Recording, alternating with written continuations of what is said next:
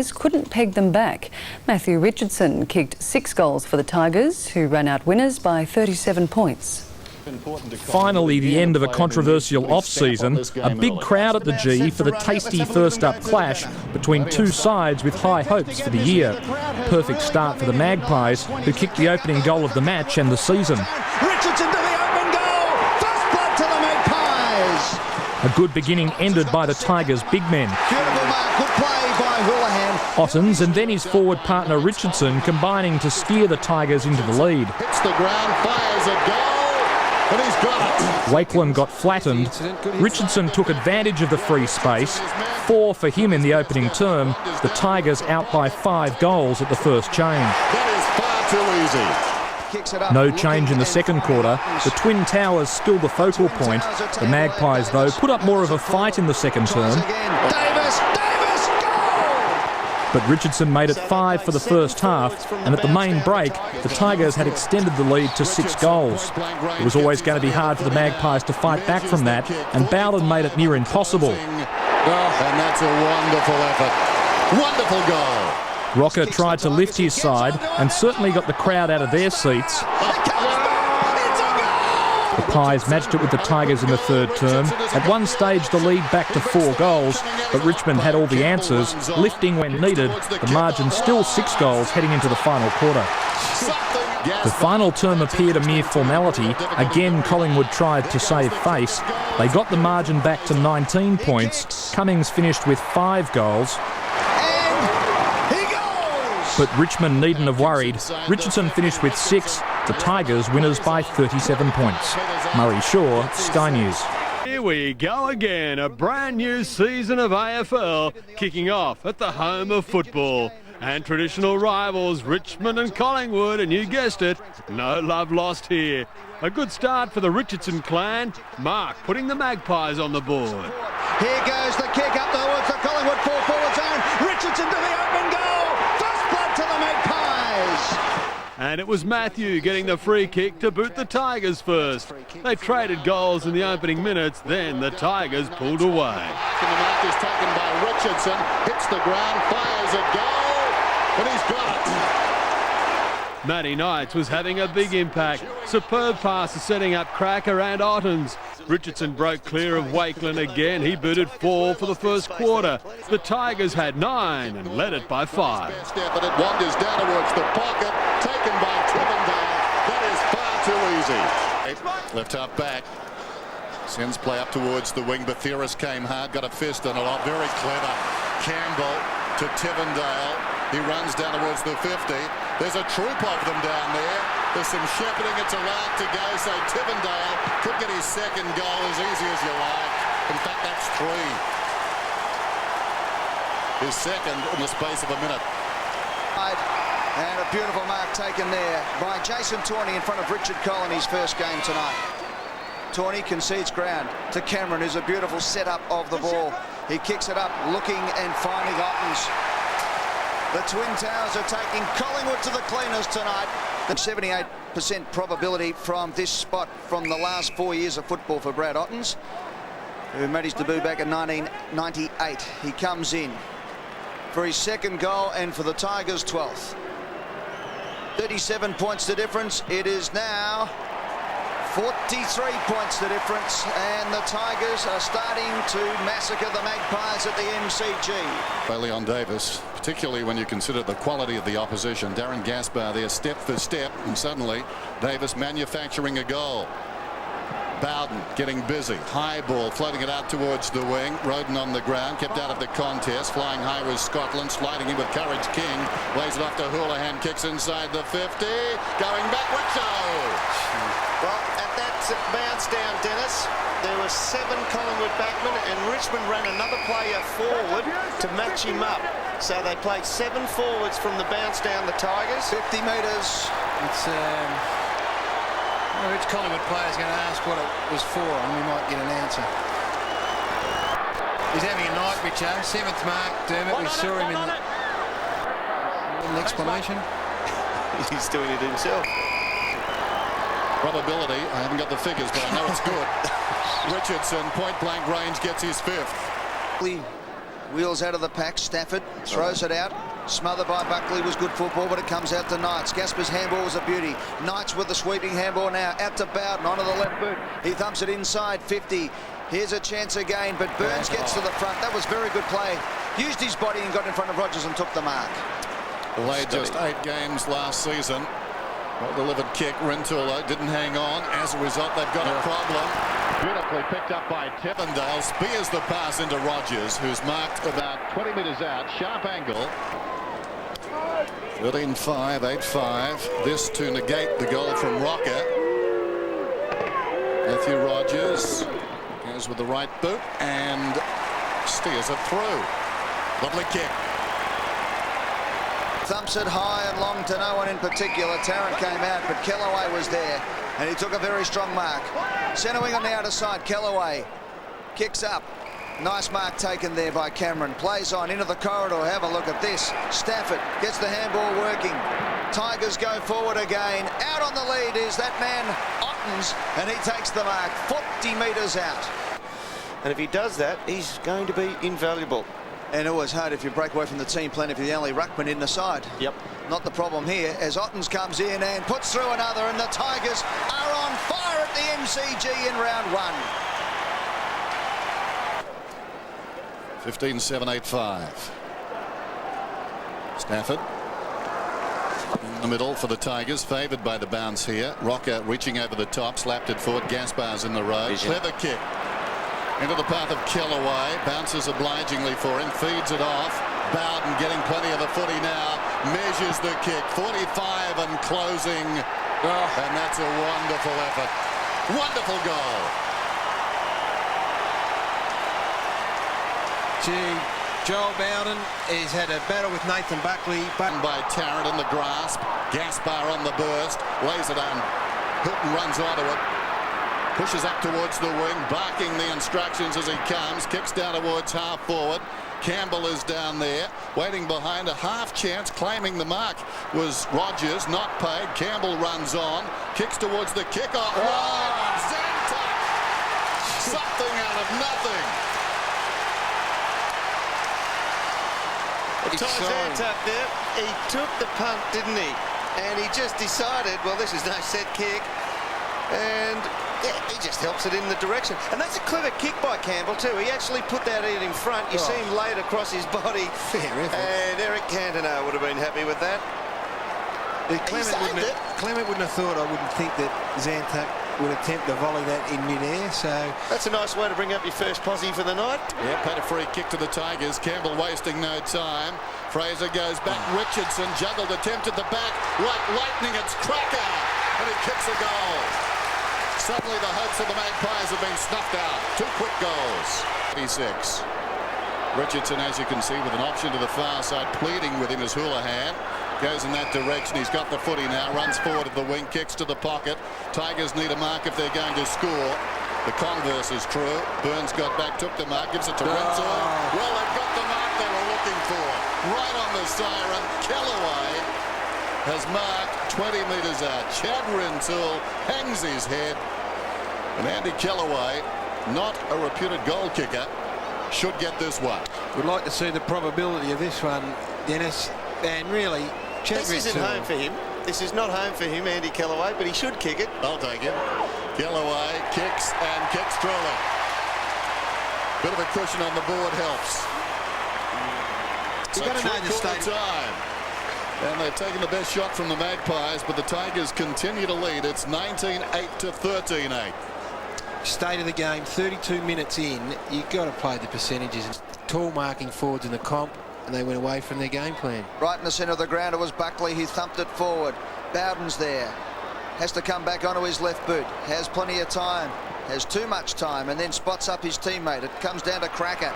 Good hand skills. Gets it across to Cameron, who's usually beautiful on that left foot. He puts it inside 50. Here's young Roden. Roden swings round onto the right boot, sets it up beautifully. Look at that. That's good poise for a young man in his first game of football. Well done, son. And the mark's been taken by Stafford. And Anthony Rocker, his opponent, in the centre square. Kicked 58 career goals from 130 games. He comes in and kicks his first for the Tigers.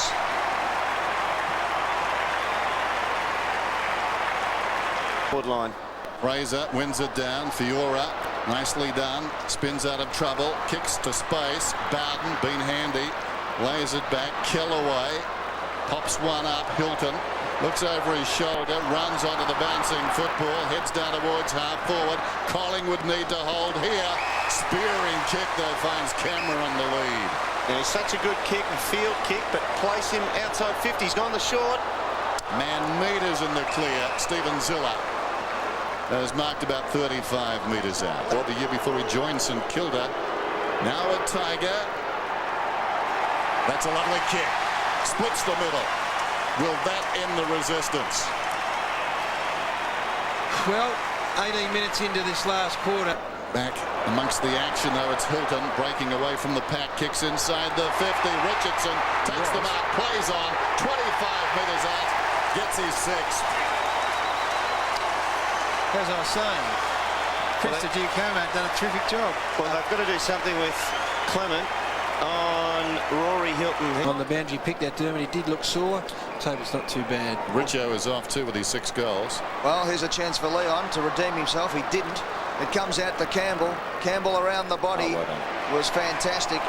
Just travelled the distance, and King took the mark under pressure from Freeborn. And Leon Davis should get down there because this one will be marked against his name. Number 1 rule here, of course, and he has got a 50 metres. Clinton King. Goal to King. Already showing signs of last year in terms of tiredness. Let's hope they can find a few fit guys to carry on with in weeks 2, 3 and beyond. Clement back on the ground for Fraser there. Had cramp, according to Dr. Peter Larkins. Here's a bloke who won't cramp up. Leon Cameron, he's battle ready to go. He kicks forward. Buckley was there, got nudged underneath the ball. That's great play by Bowden. Put his head over the ball, and the umpire rewards him with a free kick. Yeah, the umpire would deem that his head's down there already. Bowden comes in.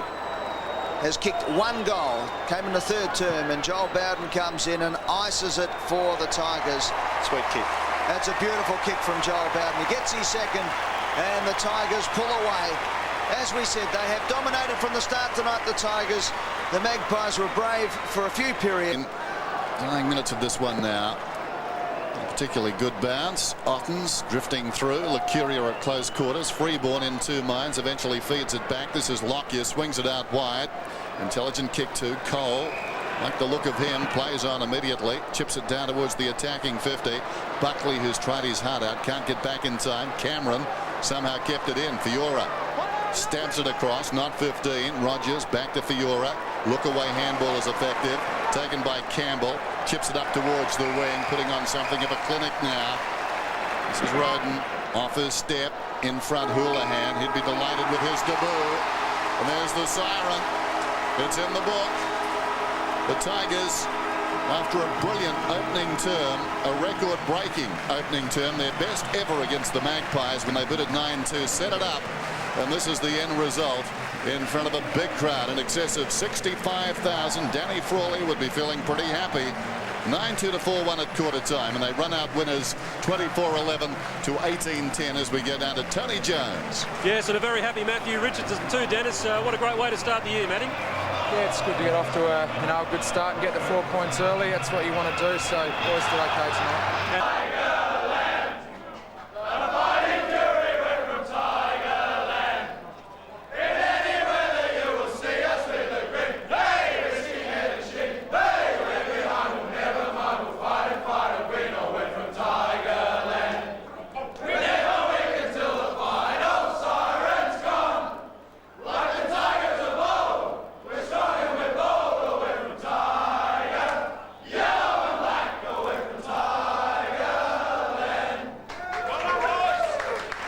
So the Tigers, after a fantastic Wizard Cup campaign, making it through to the final, take the points against Collingwood. 9 out of 11 victories now for the Tigers against the Magpies. It all started in that record-breaking first quarter, 9-2, 56 to 4-1, 25. It was a free-scoring affair, as we said. 42 goals kicked on the night.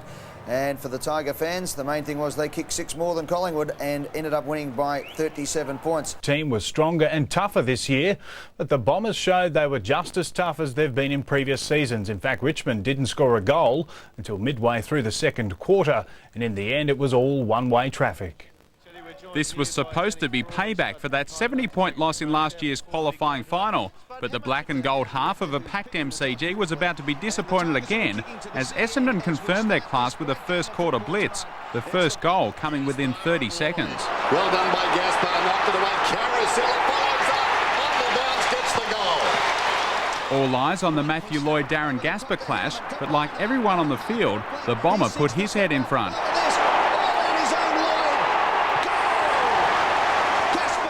Those early goals were merely an entree. Essendon served up a classic for their fourth, sweeping from one end to the other in a matter of seconds, but their captain to finish brilliantly. The Bombers last year, the best team at going from full back to goal. And have a look at this for a setup. Straight down the middle, Wellman kicks it straight down the throat of his teammate in Johnson. He missed it. And defence from James Hird. From full back to full forward with a twist as well. A goal to back it up, James Hird managed to pluck a mark out of nothing. Justin Blumfield was prepared to follow the lead and he'd convert for a fifth unanswered.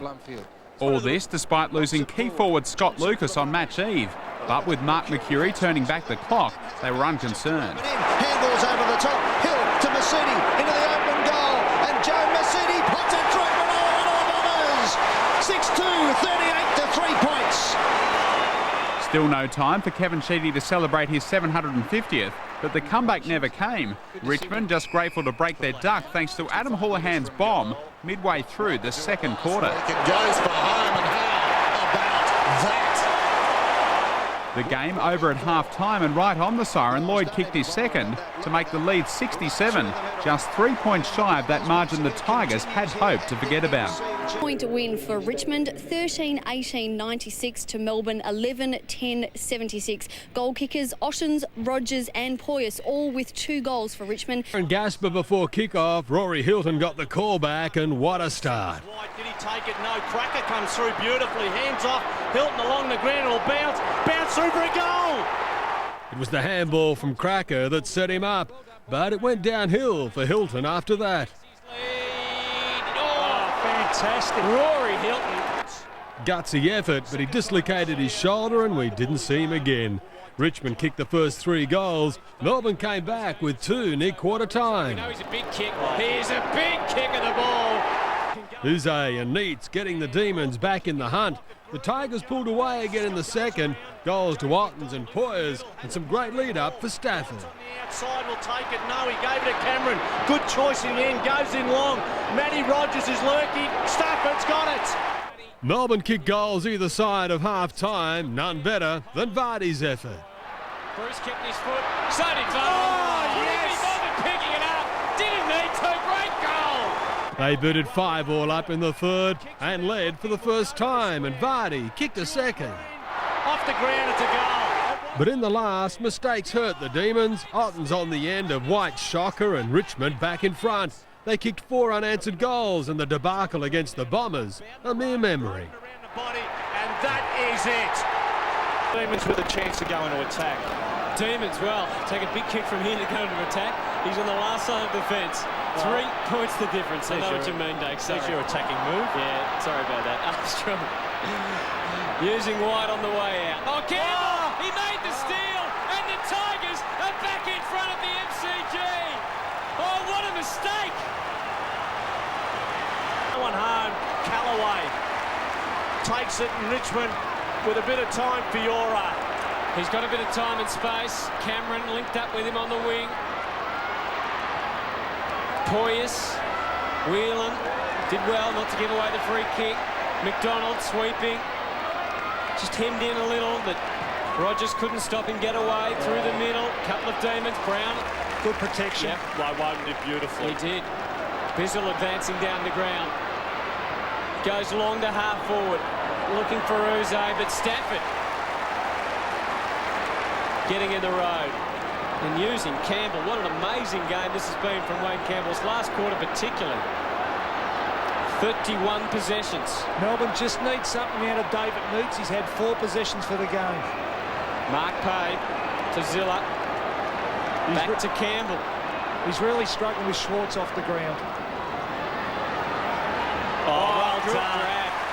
He's been good. He has. Excellent Campbell, but Chappie, 24 positions. Cameron with a bit of pace, a bit of momentum, and a bit of accuracy. So there's 5 minutes to go in this match of actual play. Still time for Melbourne. The margin they've got to try and overcome here, 13 points. Ball will come in. Otten's try to drag it out of the ruck. Bowden to Roden around the body, and that is it. There is no more. Bizzle, who is Melbourne's designated kicker, out from fullback.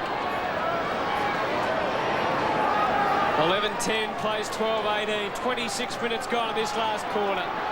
The Demons need to get it moving. He gets the warning, so he has to go long. Wheatley the target. Be tough for him here. Get some support from Walsh. Broadbridge. Bowden got a handball away for the Tigers. Callaway, so they've locked it in pretty well. And Roden, who is a great young talent, finds Poyas, and the goal here would certainly wrap it all up. It ended up with Poyas, and he has a chance. He's had a pretty good game, Poyas. 16 touches. He has kicked 5 last week in the VFL, and he's given them a bit of extra bite this week.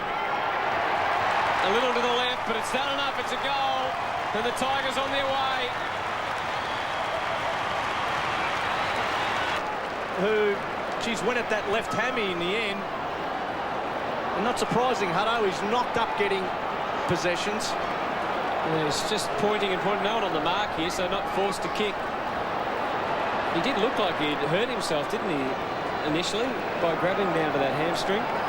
Siren sounds, it's all over. Richmond win. The ball in Greg Stafford's arms, but Wayne Campbell, what a sensational game. 37 possessions for Wayne Campbell, 28 kicks and 9 handballs. And they were disappointing last week, no doubt about that, the Tigers, but they have fought back really well. Melbourne's run comes to an end. The Tigers winning by 20, Steve. Oh, fantastic win, really. Up against it. One of their two key forwards are out of the game in Richardson, and also a key backman in Gaspar. But the way Wayne Campbell led their boys out there was terrific today. And if I was a Richmond fan, I'd be delighted with the way they went.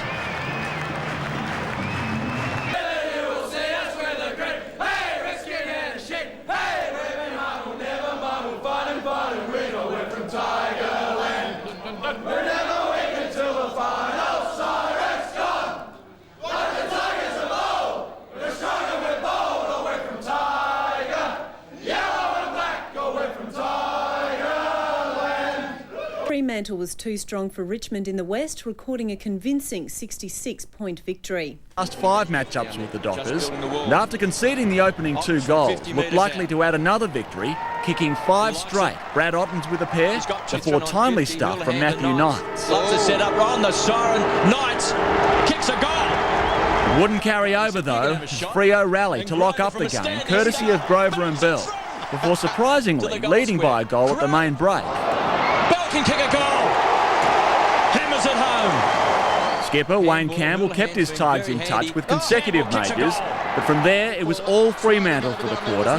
Bell again on the spot, as Trent Crode kicked his 4th for the day to cap a 50-point turnaround, as Jeff Farmer rubbed it in. Loose ball, Longmuir wins the crumb to the wizard. Farmer kicks a goal. Dockers by 38 points. It got worse for Richmond as Ben Holland departed, and the pre-season cup finalists never recovered, kicking only a couple as Chris Connolly's boys boosted their record to 2-2, which already equals their 2001 season with a record win over the Tigers. Ball Crowden from the side again. Well, he's like Longmuir kicks a goal. Hold on to a 7-goal victory. Daniel Chick and Nick Holland kicking 4 goals each. Jamie Aldridge reports. Richmond ran out without Matthew Richardson, his hamstring not right. Everything looked okay for Hawthorn though, kicking the first couple before the Tigers found some forward options of their own. It's a big kick, it's wobbly, but it is deadly. Hard running had Shane Crawford finishing off with the Hawks' 3rd, but Richmond's little men also had an impact. Roden takes advantage. By quarter time it was all level, 27 points apiece. And does, I think. With something to prove, Daniel Chick emerged and muscled his way towards goal. That broke the deadlock, but it wasn't long before Richmond struck back. So is Roden, and Roden can kick a goal. Then Chance Bateman read it well as Richmond stopped. 3 straight to the Hawks made it a 17-point margin at half-time. The Tigers needed something quick, and Clinton King came through to keep his side alive before Aaron Fiora backed himself for Richmond's 8th. And finishes, does he? He does. That was before Nick Holland bobbed up and put the Hawks on a roll. He soon had 3, and Richmond was again in trouble. That's a beautiful kick. The start to the last, not what the Tigers needed. Easily get the distance from there, and he can easily kick another goal. While Crawford sat it out, hopes of a contest faded fast. The Hawks did as they pleased, Chick giving his knockers something to think about. He's kicked his 4th goal. As his side finished off a confidence-building win. He cranked it up and put through another one for the Hawks. Every game's hard to win in AFL football, so if you have a win you should sit back and enjoy it, but at the same time you've got to go in with the approach we had today every week. It'll be a good test for the club and how strong we are as a unit. Bar for his first goal. Luck's a fortune for the Tigers. But the Crows weren't relying on luck for their 5 first-quarter goals. Right foot snap is there! Fierce tackling putting the Tigers on tenterhooks. Brilliantly done by Stenglein. The Crows' accuracy abandoned them in the second quarter, the visitors booting an incredible 12 points for the term. Will this be a goal? Missed. Richo went to the bench with a jarred knee, but despite their many misses, the Crows were still 26 points up at half-time. And he has missed as well. Richardson's suspect hamstring finally betrayed him in the third term, the Crows maintaining a handy lead over the Tigers. Goal. Richmond surged in the final term, Houlihan backing himself. Tigers are back. As the Tigers got back to within 14 points. Tivendale, open goal, gets it. McLeod rallied the Crows and had the honour of scoring the final goal of the game. Running drop punt, magnificent. It was a great quarter for the Richmond Football Club in the second quarter. It was 2 goals 12 from the opposition, so they did let us off the hook. And after 6 rounds, because of how tight it is, 4-2 is a lot better than 3-3. Des Dowling, National 9 News. O'Neill Stadium, and they got it after a bit of a scare for most of the game. They were able to prevail by 6 points. Danny Frawley would rest a little easier. Richmond back into the game. They had a 6-goal third quarter and they were absolutely sensational. Campbell, he was injured. He presented up forward. He had to go and play deep because, as you can see, he grabs the left hamstring there. Might have been a bit of cramp, might have been an injury. We'll check with Doc shortly on that one. But certainly it was Richmond forwards that started to get them going. The midfielder started to push a little bit deeper. Tawney, you can see from full back there. Chaffey was instrumental in what Richmond had to do all night as well. He went back and kicked that goal. You see Campbell presenting. Have a look at this. Reminiscent of Peter Dacos, of course. Not quite the angle, but still absolutely sensational and a touch of class. And that is why the Tigers continue to play Andrew Cracker and look at every opportunity at getting him into the side because he's a very good player.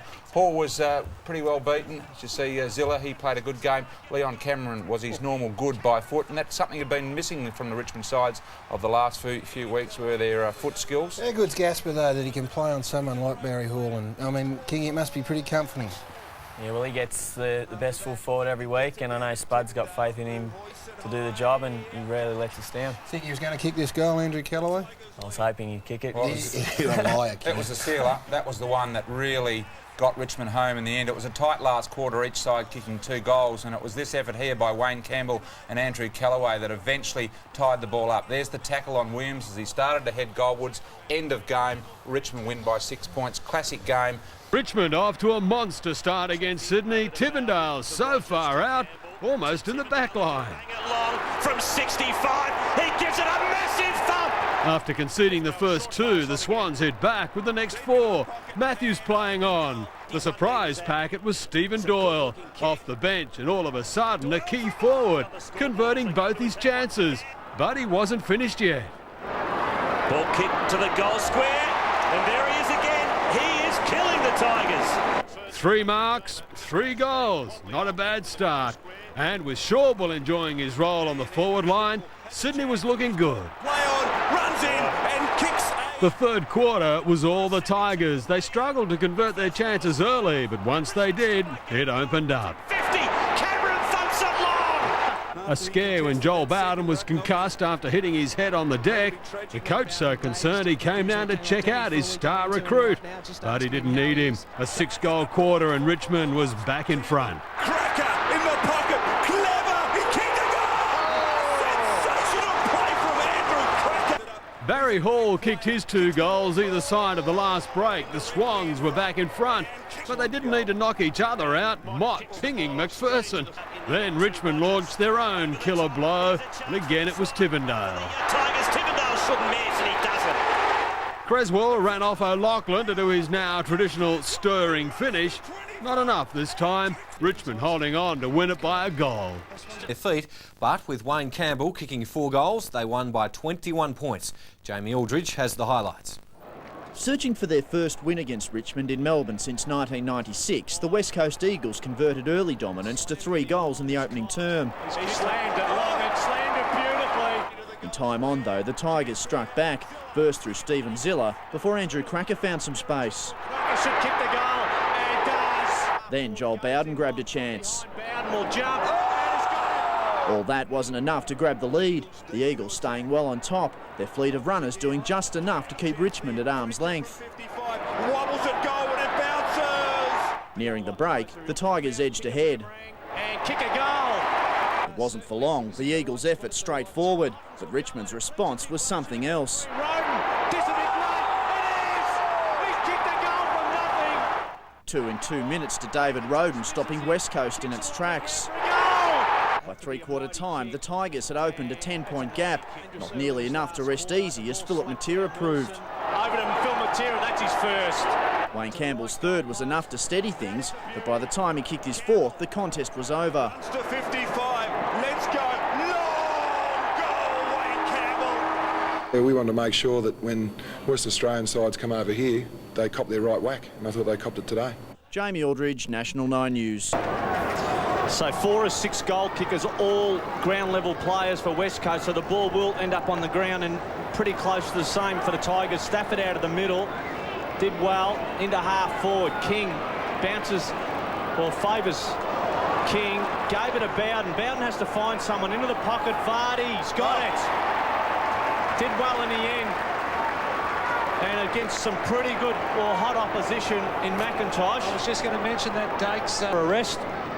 Just under 6 minutes, 3rd quarter. What are the odds here, Dakes? Well, background, he has a background of a backman. So I'd say no good. It lands in the square. Knocked down, Ottens will go at it. Fletcher did well, should have got a free. Roden, this will be great. It is! He's kicked a goal from nothing.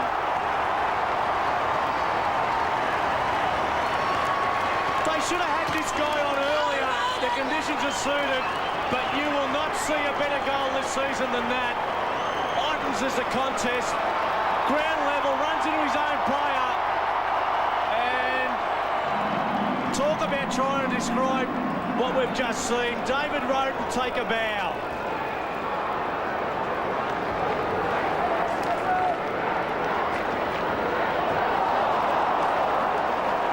Scores locked up here at the MCG. Bounce favours Cox. Fletcher. Eagles into attack. Over the back, Embley. Deft little tap on to accommodate Haynes. Ball in dispute. Tivendale. Around Matera. Oh, dangerous kick. Weir Punder's marked on 50. Kicking on his non-preferred side. He's coughed it up. Weir Punder goes back and goes bang. He misses. You have to go to the right-hand post, probably even over-exaggerate it, and go to the right-hand side of the right-hand goal post.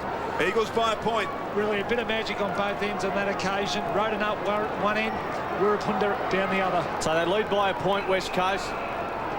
Game all important for both teams for different reasons. Certainly the 4 points at stake, but for West Coast, I suppose winning in Melbourne is one thing. Gaspar to Tivendale off half-back, and for the Tigers, well, they just have to keep on winning. Beautiful kick, spears it, Rogers. Tigers on the move, out in front of Roden, it'll bounce. Roden will mark and go on. McIntosh misses him, kicks it along the ground for a goal. It is Roden's quarter early in this 3rd, that's his 2nd. Goes down to trouble. Williams at half-back.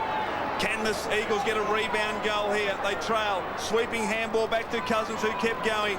Picks it off his feet brilliantly. Time for a bounce. Has got options. Kicks towards...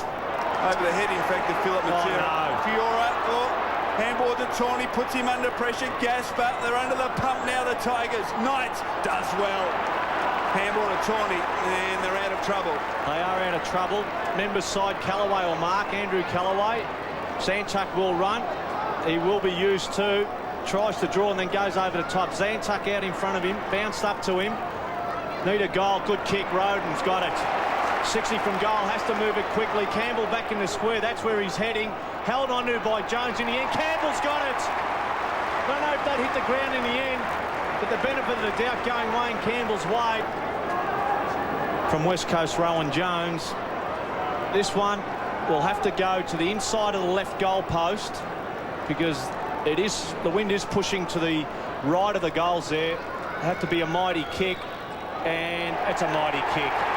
It is a beauty. 2 to Wayne Campbell. So ball out wide, Callaway down, Bowden, goes short, Campbell. So this could certainly be the knockout blow. The skipper has been very good on 2 occasions. 2 tight angles for goals. This is the best angle. 45 degrees, will kick from about 45. So Wayne Campbell to the right goal post.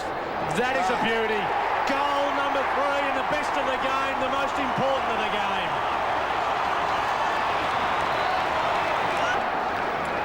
Man, they lead by 12 points. Still plenty of time for West Coast to kick the required score here. Centre square infringement against the West Coast. There was a couple of... Another error. Another error, Steve. Altons has it. Can't afford another goal here, the Eagles. Drives it long towards 4-4. Jakovic up one-handed. Cracker. Campbell from 45. Kicks it into the centre corridor. Stafford unattended. Has marked just 30 metres from goal. As good as directly in front. He's played after coming off a limited preparation. He comes in from 35. Drop punt is close. He's kicked it. The Tigers by 3 goals. Your hat off to Brad Ottens. He struggled all day, but he's still got himself involved. He's still worked very hard, and he's ended up with 17 touches thus far for the game. Wooden's kick in, marked by Edney. 33 minutes in final term. Campbell runs to 55. Let's go. Long goal, Wayne Campbell. What a finish for the Tigers. 4 goals to Wayne Campbell in an inspiring display by the captain of the Richmond Football Club. And the Tigers have defeated the West Coast Eagles by 21 points, 13-16-94 to the West Coast Eagles, 10-13-73. Can we just get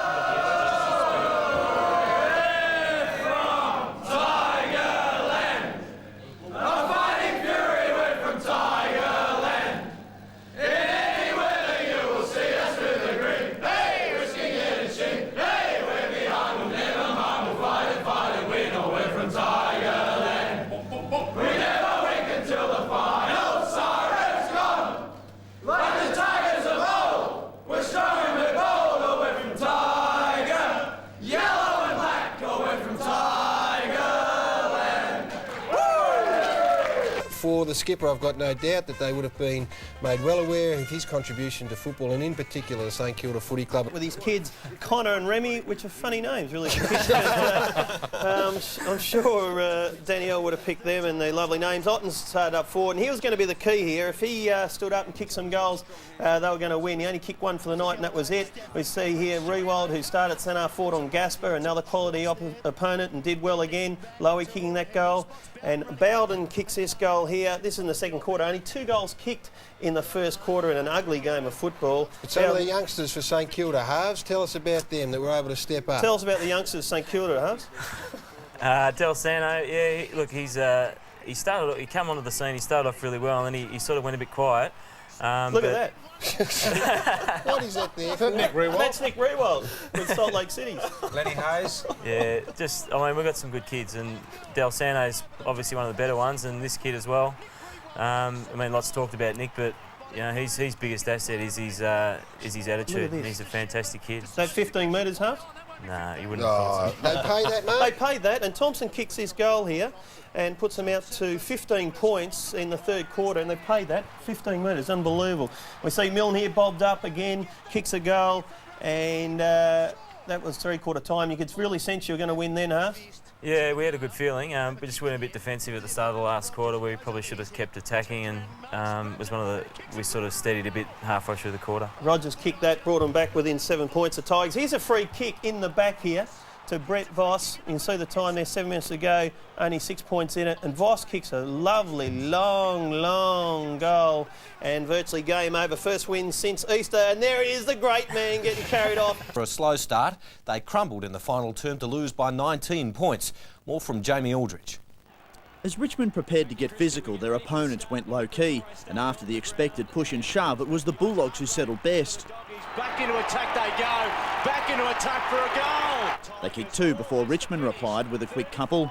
That's easy. With their midfield dominant, the Dogs had a 20-point buffer by quarter's end. Behind, it might go all the way. Then Richmond found something. First Ty Zantuck from the boundary before David Roden shot through. All of a sudden, the Tigers were back. From long range, their captain gave them the lead. Long it is, and good it is. Despite deja vu for Matthew Knights after last year's spitefulness, Richmond stayed solid with Clinton King taking a chance. And that's an important job too. Then the class of Chris Grant emerged. Simon Garlick also too clever. He soon had his third. Clear magnificent, got a sniff of goal. With Daniel Bandy another target, the Tigers needed to arrest the slide and Wayne Campbell again delivered. Campbell, yes! But with Bandy maintaining his dominance and backup from Nathan Saunders, the Bulldogs tightened their grip. It looked pretty good. Flickering hopes flared again for Richmond, but only briefly. Mark Alvey's final blow decisive. Goal! And the Western Bulldogs are just about there. With 3 wins in a row, the Bulldogs are keen for more. They never lost focus at one stage about what they were trying to achieve in the season, and they've come out the other side. But we probably played the best footy we've played all year. And to still get beat means the Bullies are on the right track. Jamie Aldridge, National 9 News. Umber led the Roos out, but it wasn't all one-way traffic. The Tigers held the lead in the final term before the Roos kicked clear to win by 11 points. Mickey Martin was given permission to wear his dad's number. Brian Martin struggling with cancer, Mick with the tribute. But on the scoreboard, it was Richmond with the opening goal. Here's Houlihan on the right boot. Good-looking kick to the square. Will it make the distance? It does. Tigers get the first. Houlihan. The Roos hit right back. Couple of great goals. Stevens on the burst and Pickett somehow finding his feet and getting clear. Arches the back, stumbling, still he goes, 30 metres out, great goal. If you thought that was good, Crackers were sensational from an impossible angle. In this back line under pressure, Cracker deep in the pocket, what can he conjure? Magnificent! Unbelievable. Pickett, though, kicked another 2. He booted 3 of the Roos' 6 first-quarter goals. The Tigers had 5 for the term. This was shaping as a high-scoring affair. Drop waiting behind Bowden. Favoured on his left foot, kicks the goal. It's good game. Slowed down in the second, the Kangaroos kicked 4. Harvey had too much speed. Spider Burton, too much height. Harvey steps to the pocket. Spider! The third quarter belonged to the Tigers. They kept the Roos to just 1 point and kicked 3 goals of their own. It's a goal. They missed some chances though. Efforts like these to Stafford resulted in behinds. All up, 7 straight behinds they booted. The Kangaroos refound their offensive game and remembered where the goals were. Great goal. His second. Sinclair's high hit on Gasper was deemed fair.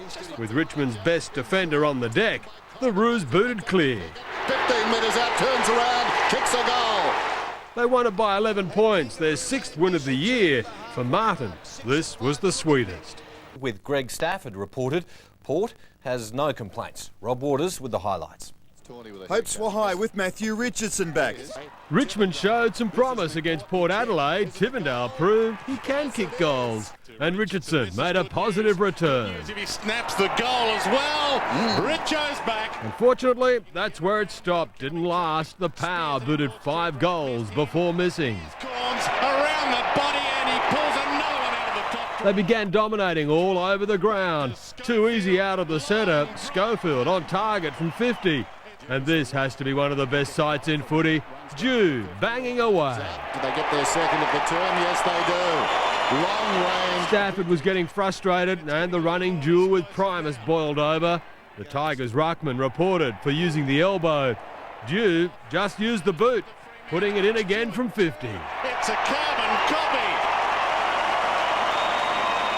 This highlighted the Tigers' day, down by 50 points. Richardson with a great mark, but poor decision making. Richardson plays on, no one's in the goal square, goes with the high bomb. In fact, there is someone in the goal square now. He plays for the opposition. Became all too simple for Dew. This one a mere tap. He gets his third goal. The motivation for Port now, the highlight reel. Still intended for Treadway, and that's a wonderful moment. Then it was all about percentages. Needed one big enough to take them to the top of the ladder for the first time, and they worked on it. This was a slight hiccup. Throwing Tawney into the post ignited an all-in. And Campbell's not happy. Rightly so. It looked nasty. Tawney was okay, but a few hit pockets will fill the pinch. Port completed their annihilation and did enough to claim the top spot. Down there his brother. Sean turns around and kicks it. It's a slaughter at Football Park. Turned to form with 5 goals. The final margin 42 points. Des Dowling reports. Highlights and goals were hard to come by in the opening term at the MCG this afternoon. And we have no goals. After 21 minutes and a combined total of 24 clangers, Ottens ended the impasse. And we've got a goal at the MCG. After an ordinary season so far, Cats skipper Ben Graham finally found the form that's been eluding him with 3 second-term goals. Steve Johnson had an immediate impact off the bench. The steal.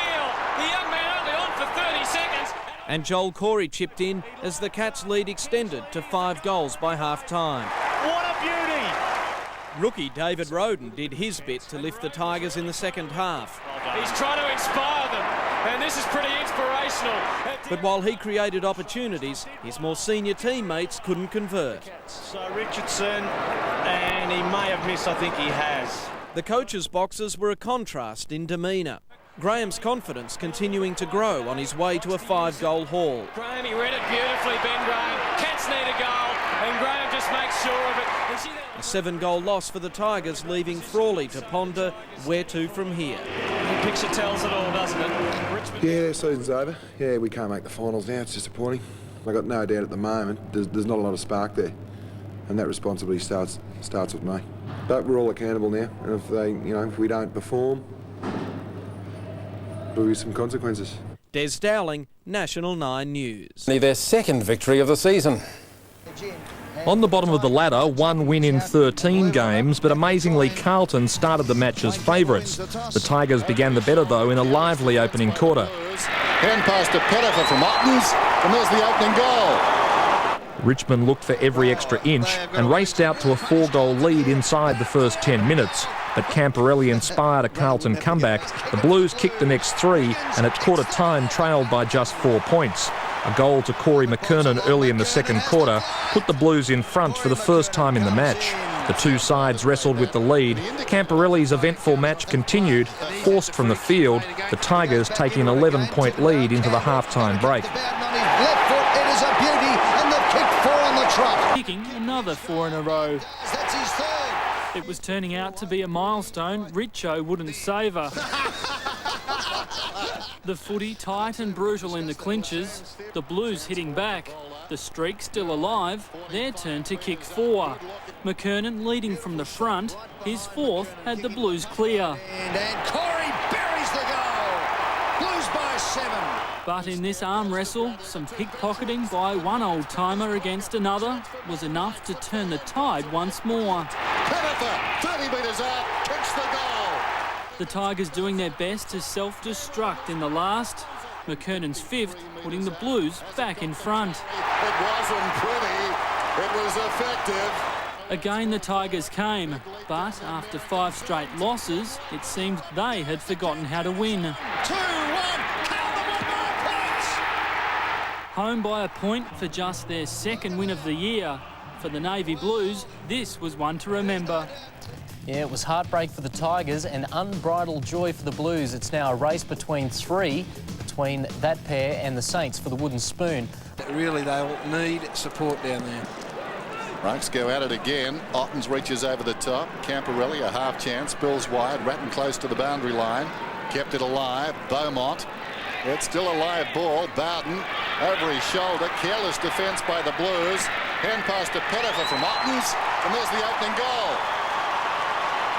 Got to get it out of bounds. The captain kept it in. Yes, indeed, and they'll have to have another look at that, but that's great news from a Richmond point of view. Under pressure, upended. High ball, floats back towards the wing. Whitnell came with the run of it. Forced to Campbell. Edney, sweeping hand pass out wide. Pettifer. A couple of youngsters combined 60 metres out. Took a while. Richo on the leader. Was it Ottens? It's Ottens who's taken the mark. They were both coming. I think so. Important kick. Looking to kickstart Richmond. It's bending back nicely. I think it's okay. It's a goal. So it's the Tigers by 13 points. Quickly to Dr. Peter Larkins. More bad news for the Blues. I just noticed Favola limp off the ground, Pete. Yeah, took a very heavy hit just to the right buttock. Got kneed in the buttock. He had a big corky and couldn't run properly, so they're going to try and loosen him up. Campbell out of the centre. It's been all the Tigers. Roden over the ball. There's Dermot's new best friend, Edney. Got the handball working. Chance here for the Tigers. Pettifer's there. So too is Ottens, who wraps up Livingston. It's finally thrown out. No, umpire said you had it too long. Nice and tough, that one. And Ottens will line up from pretty much point-blank range. Second, and give the Tigers a 19-point lead. He'll kick from around 30 metres out. Beautiful approach. It's a goal. The Tigers have got the perfect start. Over by a foot. Absolutely, is well over the line. And if his dad Shane didn't, Uncle Arnold Bridus might have. And you wouldn't argue with either of them. No, they ran the sports store in Broadmeadows, the only shop, as I said a couple of times, that no one dared shoplift from. But here's a chance now as Edney gets it away. Tigers can really punish Carlton here. Bound to the open goal. Oh, that's an 11-point turnaround from the shot from Lappin. And the Tigers can quite rightly celebrate because they lead by 4 goals. In front now by 2 points. McKernan, a catalyst in all of that, goes up and wins it down again. Campbell, Kellaway, Andy, lobs it towards half-foot. Bit of a push from During. Fiore didn't get a free. Bowden did well. Kellaway's looping hand pass. Hall. Hand passes down towards the 50. Bowden onto the loose ball. Feeds it wide. Cameron, the chip pass to the wing. Down towards the pocket. The man outside. Pettifer has marked about 20 metres out from goal. Like a basketball fast break, that one. And the man running the wing, the man that gets the goal and the glory, is Pettifer gets his second. Well, I think the extension of that is that he could come back to Adrian Hickmott and say, well, that's all good and well, but gee, you've given me a bit of room today. Had come out, and he's still thrown to the ground, out wide to Zantuck. Gee, Brett Ratton needs to find some footy. They're getting no clearances from him at all. Zantuck to the forward 50, over the head of Ottens. Hickmott, Pettifer can square up. Missed him altogether. Eccles. Nice kick, no, just missed the target of Murphy. Good play by Cameron, came to meet the ball. Around the corner he goes, a high up and under. Ottens is the man again. From behind, Ottens does it beautifully. Let's see, Ottens from outside the 50. Reverse angle shot, you be the goal umpire. Beautiful flowing delivery, stride, and he kicks his third. Kick, he's already missed 2 now. Very good play. Here's Fiore. Got it away that time. Coughlin did well. Some of the young Tigers, as you said, Gary, maybe just free spirits tonight. Another one. This is Pettifer. Steps around. Livingston can run in and kick his goal, and does. That's his third. Brings it down. That's During. To Murphy. Around the corner, up towards the half-forward flank position for the Tigers, though. It's picked up by Cameron, gets it working. Now the Tigers through Kellaway, up towards full forward. Pushed out of the contest was Pettifer. He goes back into it again. Tivendale, Campbell, out it comes to Bowden on his left foot. It is a beauty, and the kick 4 on the trot. That's his second. The Fiora took a while, kicks it well. That was a lovely finish. On the outer side, Coughlin runs to the wing, goes towards half-forward. Richardson. Finally, on his chest. is about 65 metres out. Mixed reaction. A centering kick. Ottens is the target, uncontested. Well, this is the... it's so simple and basic. This mark led to Otten's fourth. He'll kick it goal from directly in front. From 45 metres out. Lovely. Straight through the middle, he's got 4. Carlton by 2 points, tossed in. McKernan interfered with, he'll get the free kick. He's done that repeatedly tonight. He's worked for front spot. Bradley's peeled off. Off his step, goes to Bradley. The 2 veterans, and Knights picked his pocket. Chance for Matty Knight, slips the hand pass away. Brilliant. Pettifer, 30 metres out, kicks the goal. Bought it, Pettifer. And they come from everywhere for Matthew Knights. Brilliant before us. We see Roden exiting the field. He was brilliant when he just corralled Bowden, wouldn't let him turn onto his left foot, hugged the boundary line. 36,941 in tonight, so that would be under budget for Carlton, so they've probably lost money on the night as far as their budget's concerned. Can they win the game? It comes to Tivendale. Now. Tivendale, who couldn't buy a goal, kicks an absolute ripper, and the Tigers are back in front. Brilliantly, Campbell on the burst. Newman wants a bit of time, dragged down in the act of kicking. It wanders down towards full forward. Is that holding on to Zantuck? Yep. He's going to get the free kick. 20 metres out. Oh, it's a catch-22, isn't it? I just was going to say maybe it's time for Ottens to go to the goal square and see if he can't take a couple of big marks and kick a few big goals, and then his ruck work in the... Last roll of the dice. Carlton are going to win. Over the top it goes. The countdown is on. 2-1. Carlton want more points. Good on him.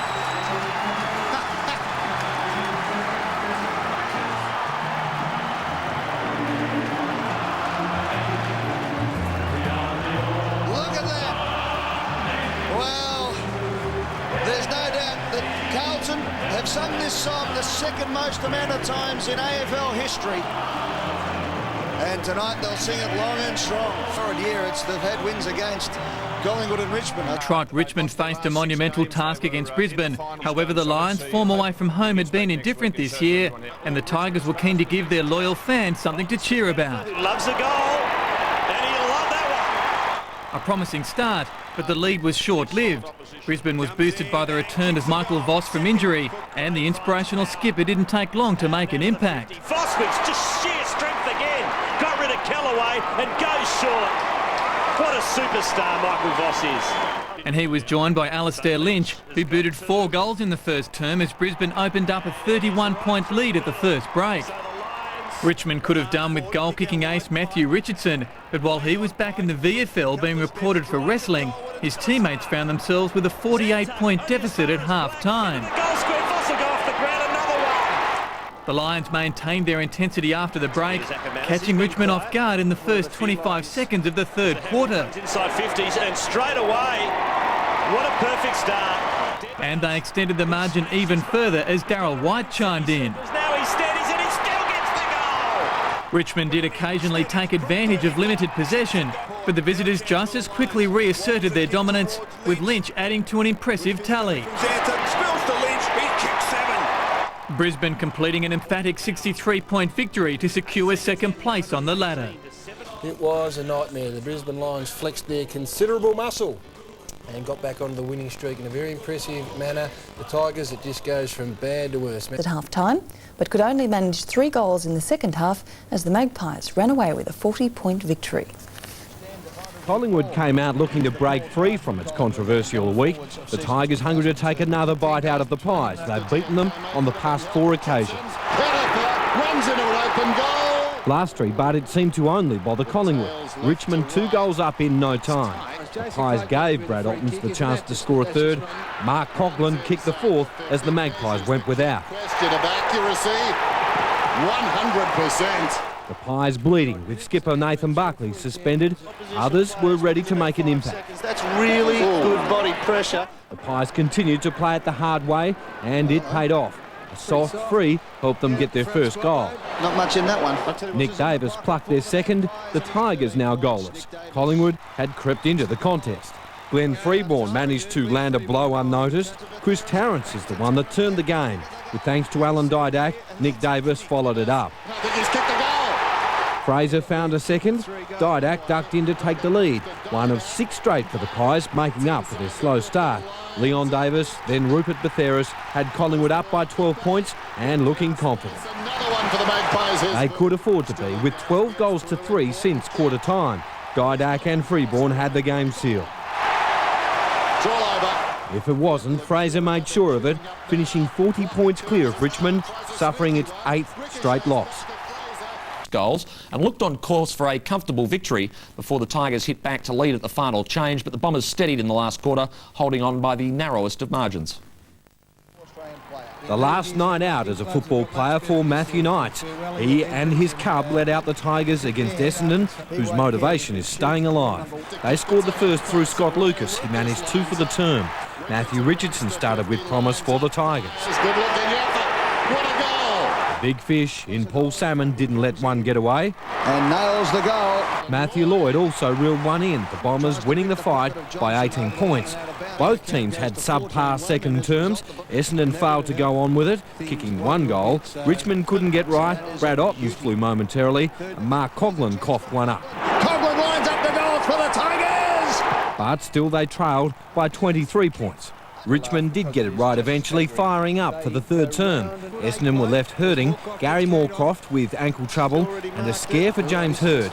He took a hit in the head, and while he played on, he experienced trouble later. Meantime, Richardson had Richmond within 3 points. Greg Stafford gave them the lead on 3/4 time. Snaps! Tigers lead! Tigers in front! 4 goals to none had the Bombers looking shaky. Lloyd snapped the lead back. The man of the moment did his best and bled for it. Just 1 point the difference. Salmon seems set to spoil Knight's night.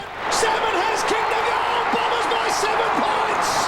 The Tigers brought it back to 1 point, but that's the way it stayed, giving Essendon what it wanted, but not Knights. A less than perfect send-off, but he'll have the scar to show for his final battle. While he smiled on his lap of honour, Kane Pettifer couldn't hold back the tears. And he only gives you X amount of shots at goal, I reckon. You've got to use him. Bombers by 4 points. Tigers now take the ball to centre half back. Coughlin back to Tivendale, who hit him lace up. Goes with the right foot this time. Has got the penetration. Lloyd did well to get across, but it's still inside the 50 for the Tigers. No one home though. It's Lucas. Left foot kick is a beauty. A penetrating kick. Just falling over though was Jason Johnson at the inopportune moment, and Coughlin takes the mark. He handballs inside. The skipper is Campbell. He has to hit a target and does almost. Fiora needed to take it, but Roden was good enough to get under the ball. Roden now inside 50, puts it out in front of Richardson. Too far in front, but he competed well at the fall of the ball. It was Bowden. He got the handball working. Cameron sweeping. What about this? Knights dumps it long to the goal square. Getting back is Ottens over the pack. It might bounce through. Knights! No, it didn't bounce through for a goal. Well, there's another point, and it's a 3-point margin. 48 to 45. Big finish. Friday night football on 9.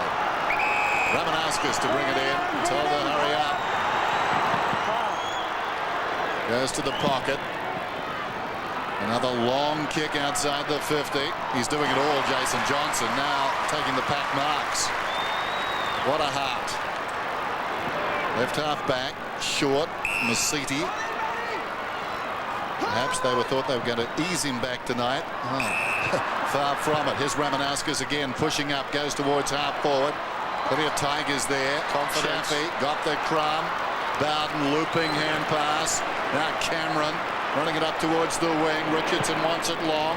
Has the ball got the carry? Yes, it has. Richo set it on Wellman's head, did Cameron. They've got to go quick. They've got to go quick here.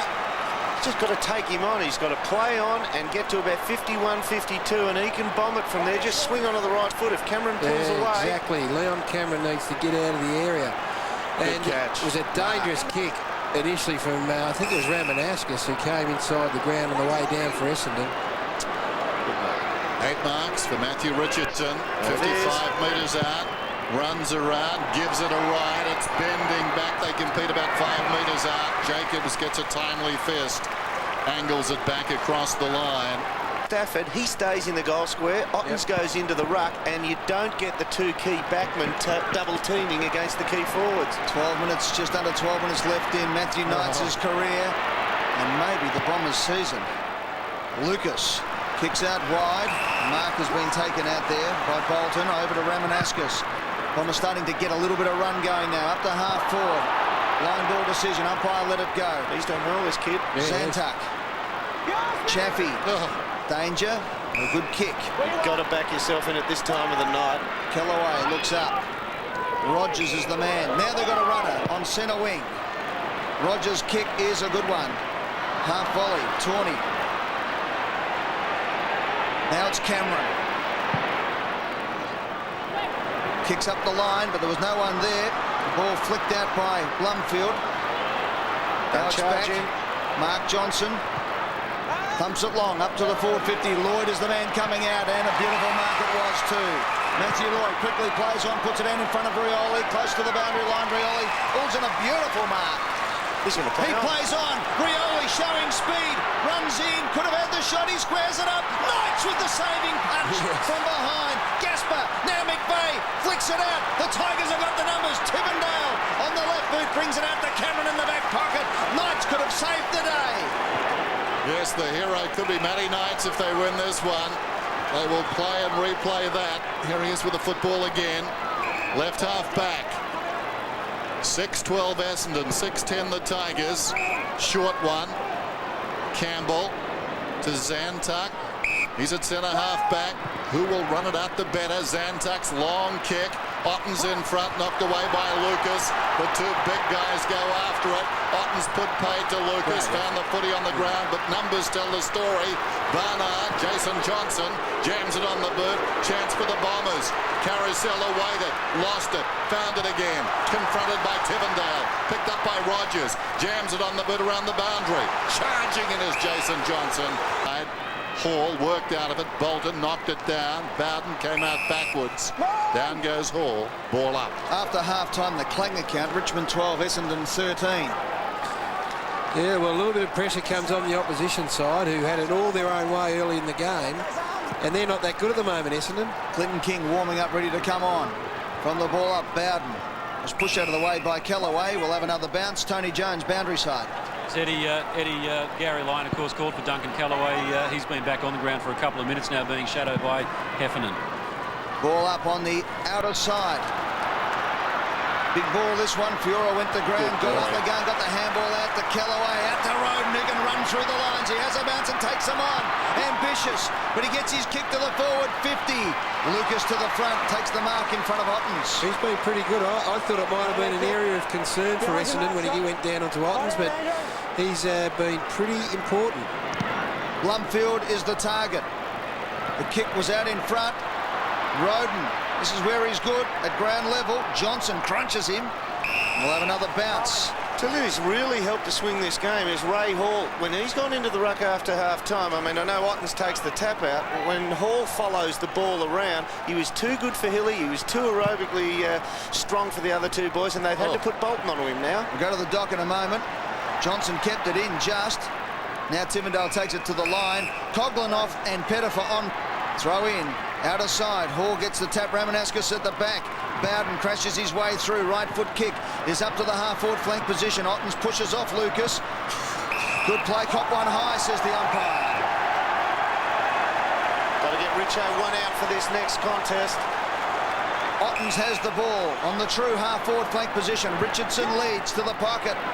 Wellman goes with him. Richardson pushes him under the ball. Wellman gets a hand. Throw in with less than 8 minutes remaining in the game. Essendon hang on to a 2-point lead. There's plenty of the footy gone to Dean Rioli. He's had a wonderful night. I just wonder whether a long kick from Ottens to 30 metres would have been a better result. Ottens almost clean possession, knocked away by Lucas, forced a night. Jacobs towed it out of there. Roden, did he have the footy? Apparently.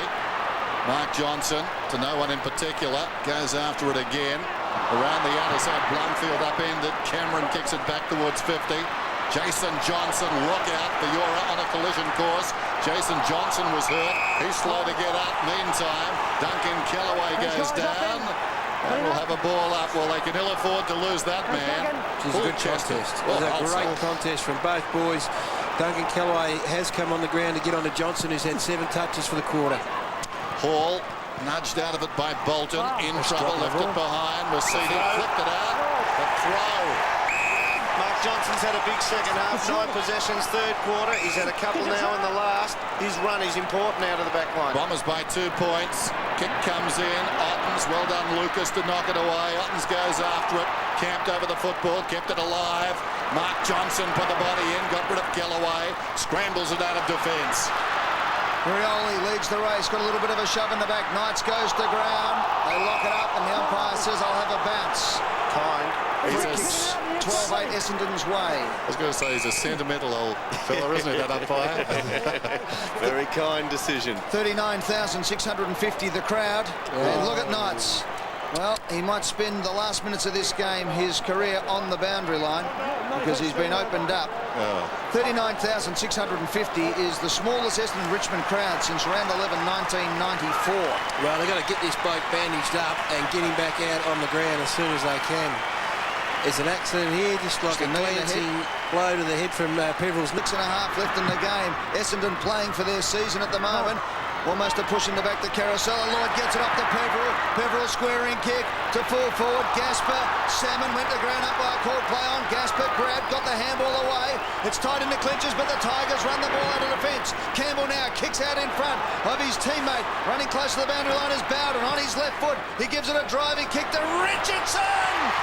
He takes the mark off to Pettifer. He'll go low or will he go short? Short it is. Play on, said the umpire. They lock it up, bounce, 40 metres out. What's your decision? They want to harp on this, Eddie, but they reckon they've been to Ottens on Lucas 3 times on the lead, and 3 times there's been no result. You got a man sitting in the goal square called Stafford, who's taken big marks, kicked 3 goals. Gee, get it in there. And a good umpiring decision. Stafford gets the tap to Ottens. He breaks the tag, gets a little toe on the ball. Here's a chance. Roden looking for it. It's Hall on the left boot. He kicks it to the square. Look at this. They've got the mark. No, Rogers couldn't have it. Richardson twisting and turning. Richardson's kick. There's a point. Oh, we're set for it. That's a point, the difference. Bombers by 1 point, 20 minutes gone. City handballs inside to Mark Johnson. Changes direction. Coughlin tries to zone him off. The kick around the corner was a beauty. And the mark has been taken there by Bolton. Bolton now kicks inside 50. The Bombers a chance. Up towards the forward pocket. It's punched away. Lloyd has been fantastic. At ground level, he has the ball. He kicks it long to the square. Look at this. Carousel just sneaks in behind it. It might bounce through, doesn't know. It takes a wrong bounce. Salmon close on the boundary line. Gets it across. McVeigh has a shot at the goal. He's missed it out of bounds. Umpire says bring it back. Well, that's a good one for the Bombers, because as you know, I call it, these boundary line throw-ins are like a centering kick. Ty Zantuck, very good. Stood shoulder to shoulder with Barnard and stood his ground. Knights. 3:42. Bombers by a point. Throw in.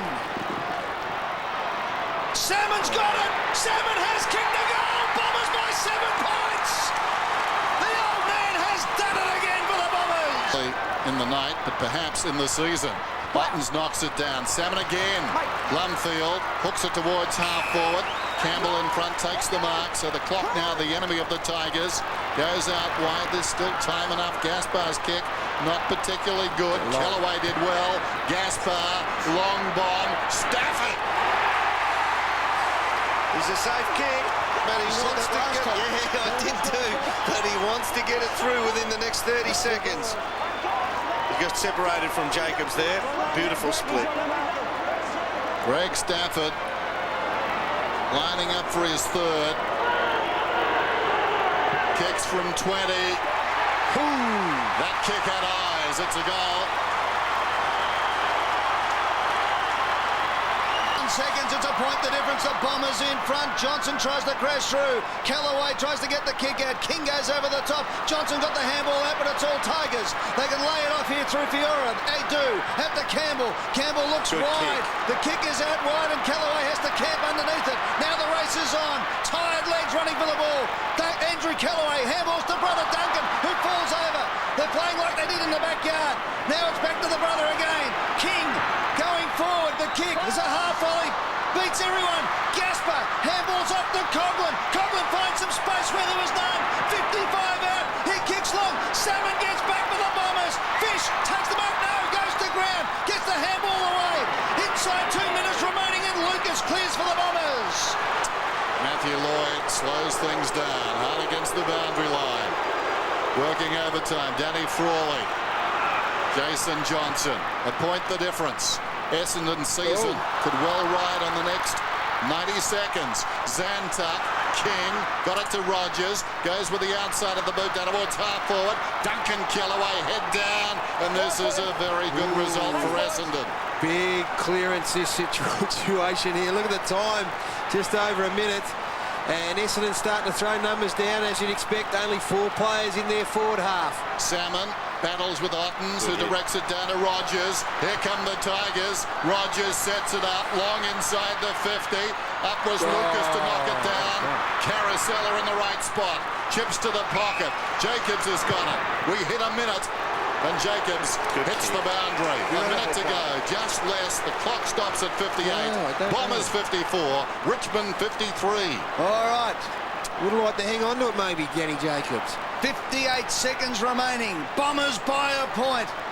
This sensational team from Windy Hill, but it comes down to Tivendale. Squeezes it. Guess who? It's Pettifer. Pettifer's got the ball. He kicks to guess who? Richo goes up. He can't take the mark. At the fall of the ball, here's a chance for Coughlin, taken down, and Johnson's been fantastic tonight. Mark Johnson kicks it out. The Bombers have got the run. Bolton holds it up. Good head. Inside 30, they're going to hang on. You think the Bombers maybe from here? That is a good head from Bolton, because when you're running with momentum and there's a lot of emotion in it, the temptation is to keep going like Jacobs did earlier. Well, this is the kick for the night. All he has to do is hit a target here, or make sure he doesn't turn it over, and the Bombers are going to hang on here.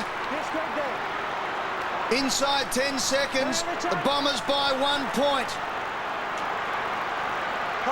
Handball's off, and Carousella says, thank goodness for that, and Essendon hang on. Well, against the odds in the end, this has been a fantastic, hard-fought victory for the Bombers. Not one for Kevin Chidio's video collection, but I'll tell you what, the 4 points go back to Windy Hill, and Danny Frawley says it all for the Tigers. They've won kicking 2 goals in the second half, Ed. They have indeed. In fact, 3 goals since, well, the 3 goals came 1 minute 50 into the second quarter, and then 4 minutes and 22 minutes into the final quarter. Matthew Knights doesn't get the dream ending that he'd hoped for. He's with Tony Jones. Thanks very much, Eddie. Well, unfortunately not the Tiger song, but geez, the boys gave it their best shot. As Paul Salmon comes over now and congratulates Matty Knights. Matty, it was just ripper stuff out there. Yeah, the boys with 3 or 4 goals down, and yeah, they really turned the heat up, the boys, for me. They chased, they scratched, they clawed, and we got back into the game, and we just couldn't finish off, you know.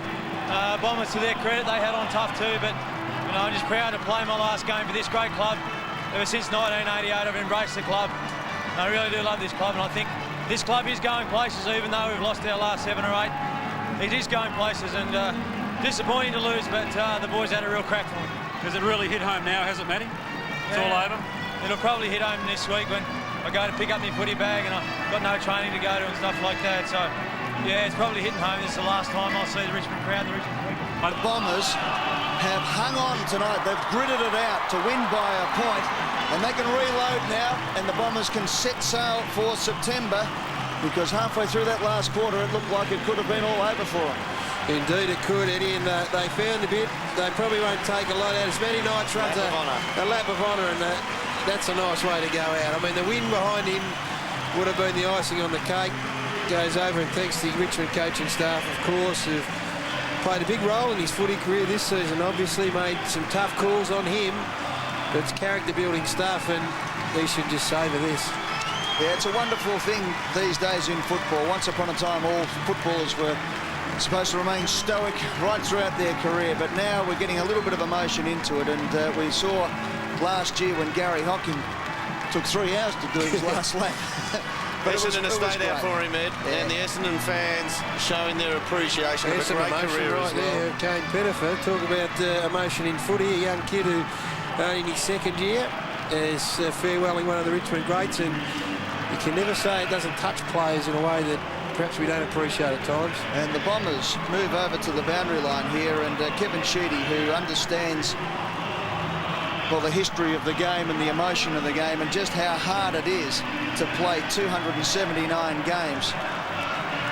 That is fantastic. Takes his by the Bombers Bombers. over, and congratulations to the Essendon Football Club and Kevin Sheedy for the tribute they pay to a great man in Matthew Knights. That's what football's all about. He's still got the blood pouring from his head after being opened up by an Essendon knee, and they say congratulations to him. Well done to Matthew Knights as he does his lap of honour. Good photo with the last jumper with the blood dripping down the Richmond sash. Doom. There's a bit of romance about that. There's his mum, gives him a kiss, and well, that's the way you want to go off, don't you? You'd love to have the 4 points, but over with his wife and his son and family. A bit of claret from the head for the last time, as you said. You'll hang up that jumper with a bit of red on it. And, well, a wonderful experience for a bloke who deserves it. A captain of the club between 1997 and 2000, best and fairest in 1990 and 1992, runner-up in 95 and 98, All-Australian in 1998, 279 games after making his debut in 1988, and 141 career goals. Matthew Knights says goodbye to this Coliseum that is the MCG and the Tiger Army. Thanks for the memories, number 33, and there've been plenty, and they've been fantastic. Begs the question too, Ed. He played very well tonight. He did. He did have a very good night. He had an influence on this game early in the piece. Probably kept them in it as well. The Richmond supporters, love them or hate them, but they're nice to have on your side. They make as much noise as anyone. Dermot, tell us the story from a possession point of view, because he had a fair bit of it. Yeah, well, he had 11 kicks, 10 handballs. So he's come home with 21 disposals in his swan song there, 6 marks, and he also took the ball inside his forward 50 on 3 occasions. He had a fantastic evening. No doubt about that. A 1-point victory to the Bombers, but the night will be remembered for Matthew Knights, his farewell performance. He went out a champion tonight, no doubt about that. The Tigers almost pinched it, coming from the depths of despair in season 2002.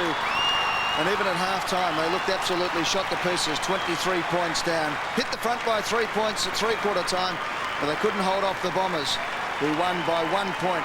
For the record, there have been 4 one-point results this season. What a season it's been. And the final accolade to a champion to be cheered from the arena. Listen to the crowd.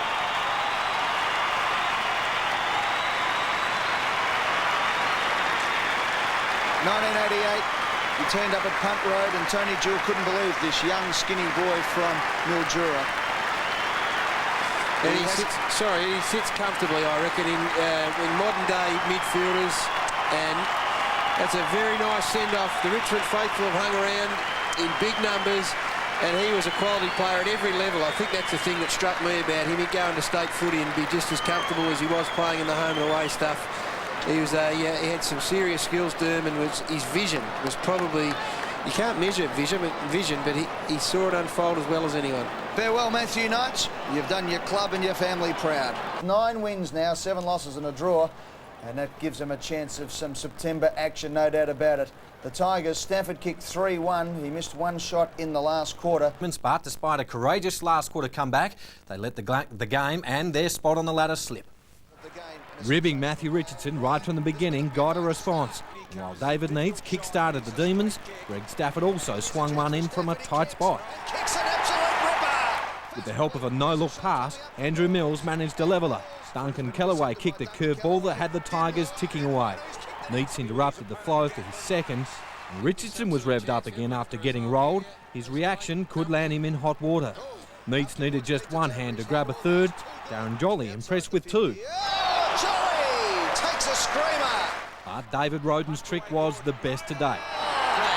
Hand to boot. While Jolly was in a jam, Russell Robertson was a cool head that gave the Demons the lead. Richardson snatched the ball and the lead straight back. Offhand Richardson. The Tigers by 5 points. Richardson's 4 in a row had the Demons reeling, the Tigers rocking. Have a look at this from Richardson. Melbourne managed 1 goal through Leon Shelley but had 6 against them. Like a bullet, Roden fired through 1 with flair. Richardson's personal tally now 5. With the Tigers' lead out to as much as 46 points, Travis Johnston's goal 10 minutes into the last term was a turning point in more ways than one. 4 goals in 5 minutes, the Demons suddenly looked dangerous. Robertson was one of the most destructive, and Adamuse was in the mix that made a comeback appear a possibility. A setback with Troy Broadbridge bending a knee the bad way, but the Demons continued to make ground. Robertson! Plays on goal! Robertson's kicked 5! They had clawed back 41 points but fell short. At all. Nothing at all. Fiora gives a lead. The kick will need to be good. Out in front, and it is. And Fiora takes the mark. It was the only place that Fiora could run to, and Clint Bizzle let him get there. Bizzle, though, grabbed him, and that's gone. Redeemed himself. He had to. So Bizzle has the last laugh. From half-back, trailing by 4 points, the Demons. Robinson got the sit on Duncan Callaway. Brought the ball to the ground, he infringed in doing so. The advantage has been paid here, and rightly so. As the Tigers, Pettifer bringing the ball forward. Ball out wide.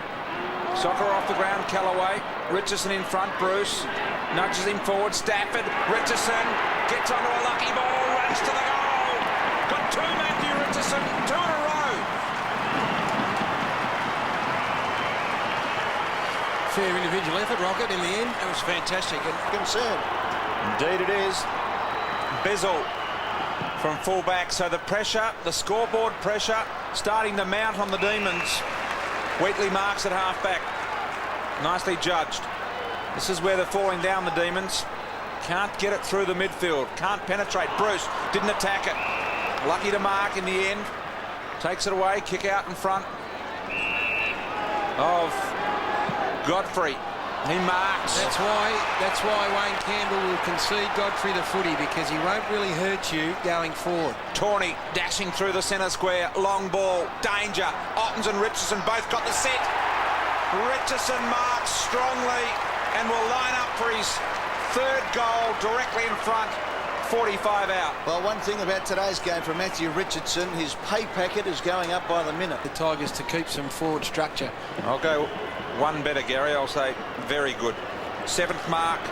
If he kicks this, it'll be his third goal in a low-scoring affair, and he's nailed it. Richardson's got 3 in a row. Suddenly it starts to open up for Melbourne as Wheatley kicks inside 50. Neats flies at the ball. Oh, that is a great beautiful mark from Tawney. He had to stand there. He had the footsteps coming, and he stood his ground. Handballs out wide to Gasper. Has to be a good kick in his. Out to Rogers at half-back flank. They've got the numbers now up the wing. Comes out now to Coghlan. Coghlan has it on centre wing. Has a bounce. Looks up. Has Richardson. Has Ottens. Goes short. Richardson's the man. Presenting himself beautifully. Swings onto the right foot. A thumping right foot kick. Have a look at this from Richardson. He kicks his 4th. 4 in a row for the Tigers. To Matthew Richardson. He's kicked their last 4 goals. As I said, Brian, he's having a terrific game. Matthew Richardson. He has, I must admit, he's 3 goals snuck up on me a bit, but you couldn't miss the 4th. That is just a vintage Richo. And the suspicion was before the game, at some stage or another, either he, Ottens, or both of them were about to click. And it seems to be falling into place beautifully for big Matthew Richardson. It's the Tigers when they're going forward. There's the picture that confronts Mark Chaffey on the kick-out. It's a daunting task, trying to thread the needle like that. And they have got great composure. The guys that kick from fullback. Callaway out wide. Finds his man in Zantuck. Oh, he's off. On half-back. Waits, brings it back corridor. Andrew Callaway there again. Chip kick in the middle. This will open them up if Ray Hall gets a ball that'll sit for him. Robertson closed them down, but the Tigers form the triangle around the ball. Handball over the top, Tawney. Tigers are away. Tawney kicks a long driving ball on the head of Stafford. Couldn't mark. What can they do at ground level? Roden stole it.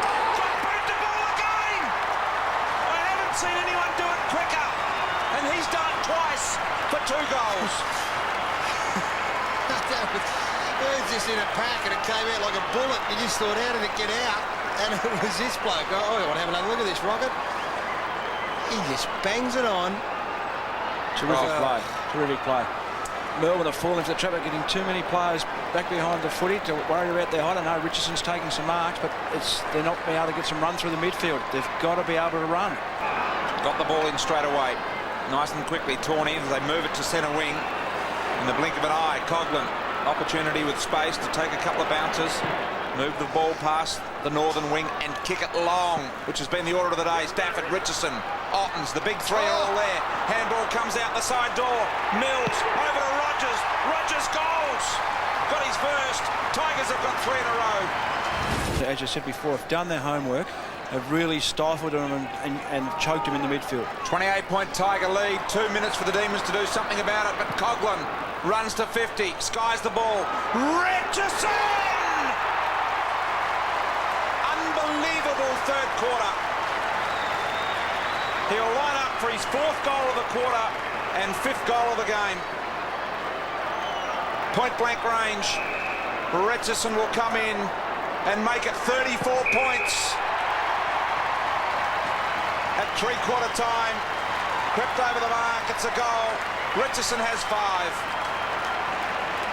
Well, I think I said about 10 minutes ago he'd had a good game but hadn't just blown it apart. Well, he has now. He's officially blown this game out of the water from a Melbourne point of view.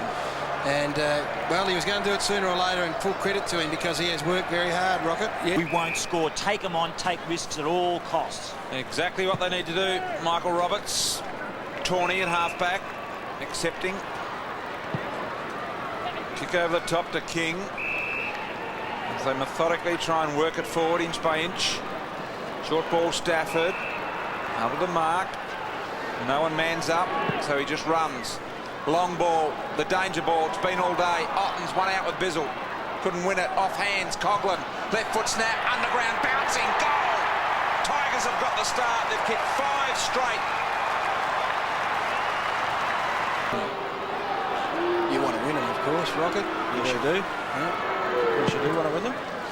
Do I sense a smirk, a smile there, Rodney, or you do want to, in this situation, you want to win them, don't you? I think you do. I mean, once you go over the white line, I mean, you're playing to win, aren't you, Brian? Of course you are, but would not be the end of the world. It's a double agenda, I suppose. Yes, it's... Fiora kicks inside. Here's a chance. They're lining up. I tell you what, there's too many players with reputations on the line to be mucking around about next year. Look at that. Tivendale finally can find the goals, and he gets it. He kicks his first. I think the thing, Eddie, I think that summed it up there. Melbourne had 3 players to try and tackle him, just brushed him aside. Goals in 5 minutes to trail by 28 points. We're still 10 minutes and 44 seconds left on the clock, so it's not over by any stretch of the imagination if they can get another quick one here. Uze goes forward. Don't tell me, here it comes. Vardy, this is what he's paid for. And he's kicked it. 4 in a row to the Demons. Tivendale came in with a hip and shoulder. Whelan kept his footing well. Got the handball off to Woden. Well worked. Woden onto Leoncelli. Leoncelli a left foot centering kick. Neats, one out. Gasper. Fly. No win in the air. White ran over the top of it. Armstrong. Robertson. Goal. He's got 4. And they're back within 18 points. Spare man in defence. Rogers here at the moment. 5 goals in a row for Melbourne from the 11-minute mark of the final term to the 20-minute mark of the final term. They have reduced the margin from 46 points to 18. And Eddie, they've got some form in this come-from-behind situation last week against Port Adelaide. The Tigers not great in these close situations. Also against Essendon earlier in the year. From the tap. Well, King just got it away. Rogers dropped the ball. Umpire called play on. But lucky the Tigers there. There's the payback. That is a great individual effort by Anthony McDonald. Yeah. 2 tackles that could have been rewarded, and then in for a third and a free kick. He's just given him a spark. Neitz has got away. The kick is over his head, though. He'll have to go back. Oh, save! That's not booze. That's ooze. From 20 metres out to make it 2 goals a difference and kicks the goal. Oh, what a comeback. It'll be the biggest comeback of the year if they can do it. Straight kicks. We've played 22 minutes. There's the time remaining. They have kicked 6 consecutive goals. Uze's had 2. Anthony McDonald a cracker. Out of the middle, Leoncelli. Here we go. It could be down to a 1-kick game. Armstrong. Long. Needs. He's marked it. No, he hasn't. I think it was a correct decision. I think it hit the deck. Umpire was in a good spot. Neat's not arguing, so I think you're right. See what happens out of the middle, though. I mean, now the Tigers have got to try and win it, not save it. Make sure they win it. So Campbell went forward. He'd been the loose for a while. Bit of room to run into on their forward line. Important hold by Gasper. Yeah, if it's a midfield tag, it's a free kick. Yep. Robinson. Uze from the impossible position. Kicked it out of bounds on the full. Good call, Brian. It was impossible. Mission impossible out on the full. Tigers, though, tightening right up. Nowhere to kick. Have a look at this, Gary. There's nowhere to go for Bowden here.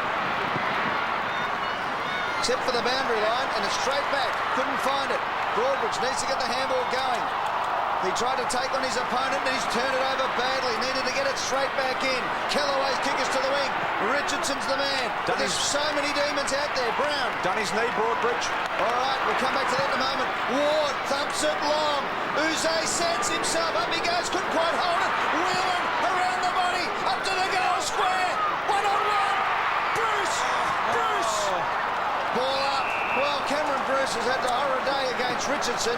He could have turned it all around there, just missed, but look at this, Broadbridge.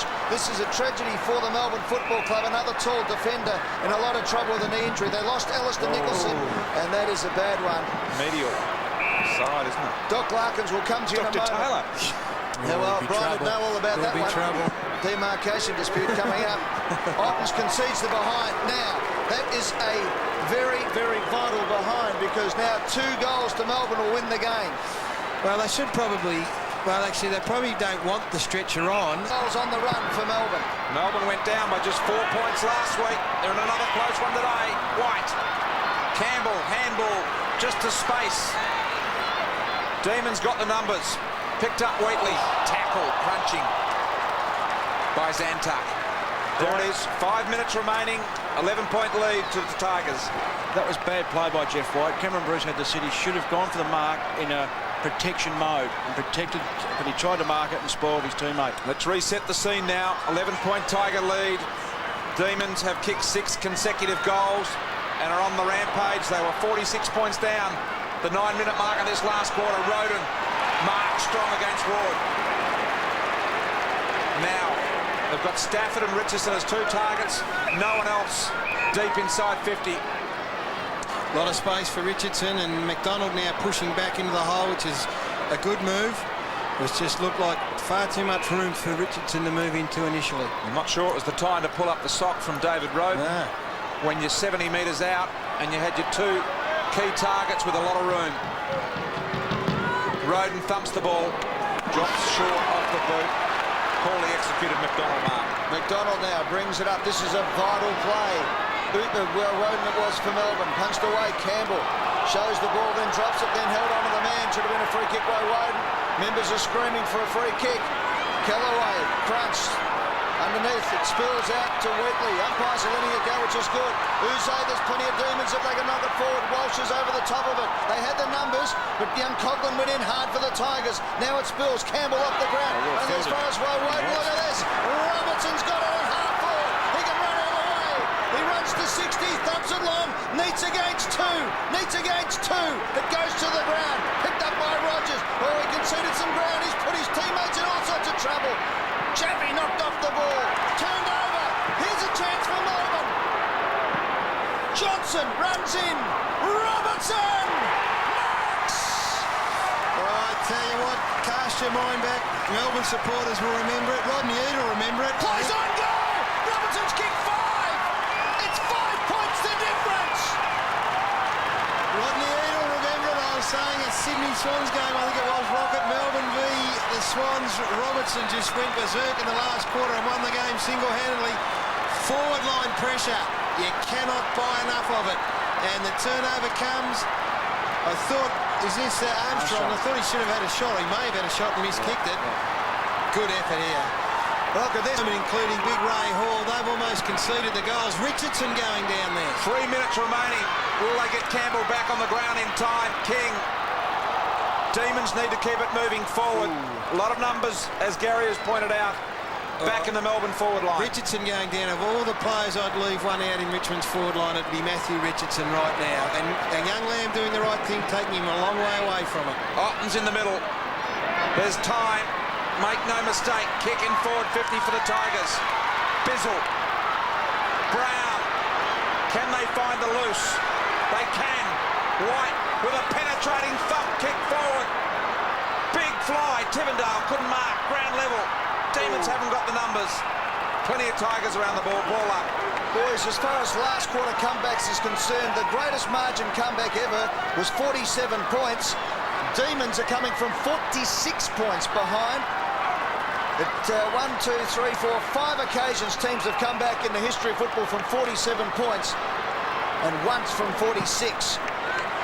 Rodney Eade might have even been around at Hawthorn in those days, was it? No, 95, he wouldn't have been. He was gone from there in those days. In the meantime, we've got less than 2 minutes to go. Roden over the top of the ball. He gave it up a bit easy. Here's Brown. He's taken a bounce. Ambitious. Squeezes the kick out. Umpire calls play on. It's pinned. Ball up. What you've seen, Ed, is a complete reversal of the first 3 quarters, but as far as positioning, there's no one in Richmond's forward line, and the Demons have been able to run it out. 2 on 1. Tigers have lost 9 in a row with a minute and a half to go. Melbourne trail by 5 points. It's in their forward 50. The kick around the body is going to come back in. Armstrong, who kicked the last ball into the square's got him again. He thumps it long. Neitz presents himself. Neitz from behind flies. Couldn't quite hold it. Fall of the ball. Coughlin's got it. Melbourne don't need a bounce here, but they'll get one. So we'll tick inside the last minute of play. This is where the umpire should blow time off. And just get it on? Oh, just blow time off because the clock's running down. It's a waste of 10 seconds. Keep in mind, Ed, the Tigers went down by just the 1 point to the Bombers just last week. Umpire has a good look at the blood rule. Melbourne have kicked the last 7 goals of the match to go from 46 points down to 5 points down. We're inside the last minute of play. Inside the Melbourne forward 50, Hall takes it, handballs out, Cameron, dispossessed, handballs out wide to Bowden, finds the boundary line, clock stops. I reckon that should be a free kick. I reckon they've got to look at the rules. He had no intention under these rules that's a throw-in, but he had no intention of keeping the ball in play. Tigers by 5 points. We have got 40 seconds remaining. Ottens, Rogers, they need to now hang on to the ball, the Tigers. Slow it down from here, Stafford, and he'll do that. There's the clock, 30 seconds. All he has to do is hit a Richmond player here and they win. Yep. Yeah, look, it was brave from Melbourne, as brave as can be. Took so long to get their game going, but the umpire's hurrying on Stafford now. 7 consecutive goals for the Demons, and they still trail by 5 points. Stafford hugging the boundary line. Richardson flies, couldn't mark. What a day he has had. Matthew Richardson has kicked 5. Tigers will win. Tigers have won by 5 points. Their first win since round 8.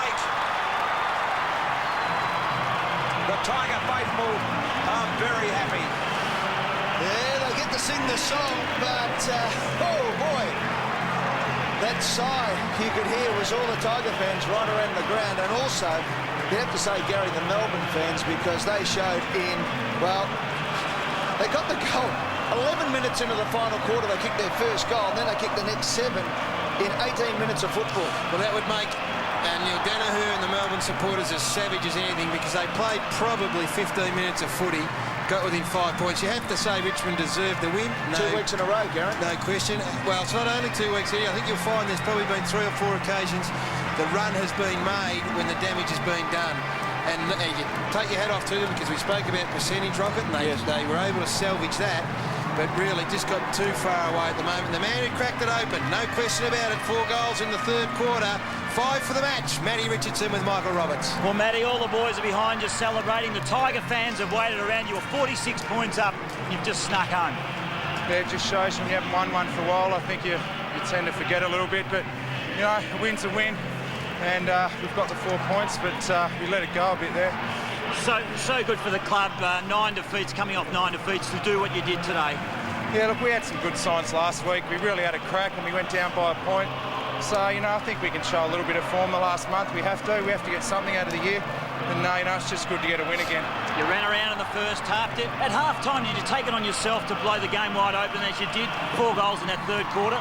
Oh, look, no, I had a hammy for 8 or 9 weeks, and I just feel like I'm starting to get a bit of fitness back and starting to feel like I can take a mark again. So, now I've got 4 or 5 weeks to try and give something to the club for the year. I reckon there's a smile there, Rich, eh? Yeah, the big smile. It's nearly threw it away. Their first win in 10 weeks, 14-15-99. The Demons, 14-10-94.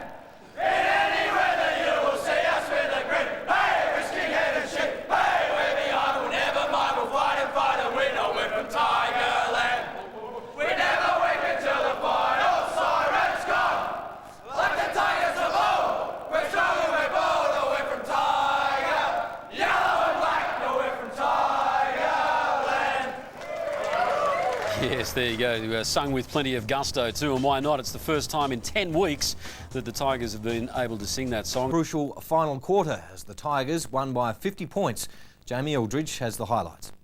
Not since round 14 2000 had Fremantle made it to the MCG for a match. Struggles away from home. A good chance for them against the struggling Richmond. Hazelby and Farmer setting up Carr. Left foot shot at goal. Is that the first goal of the game? It looks okay. Freo kicked the first goal.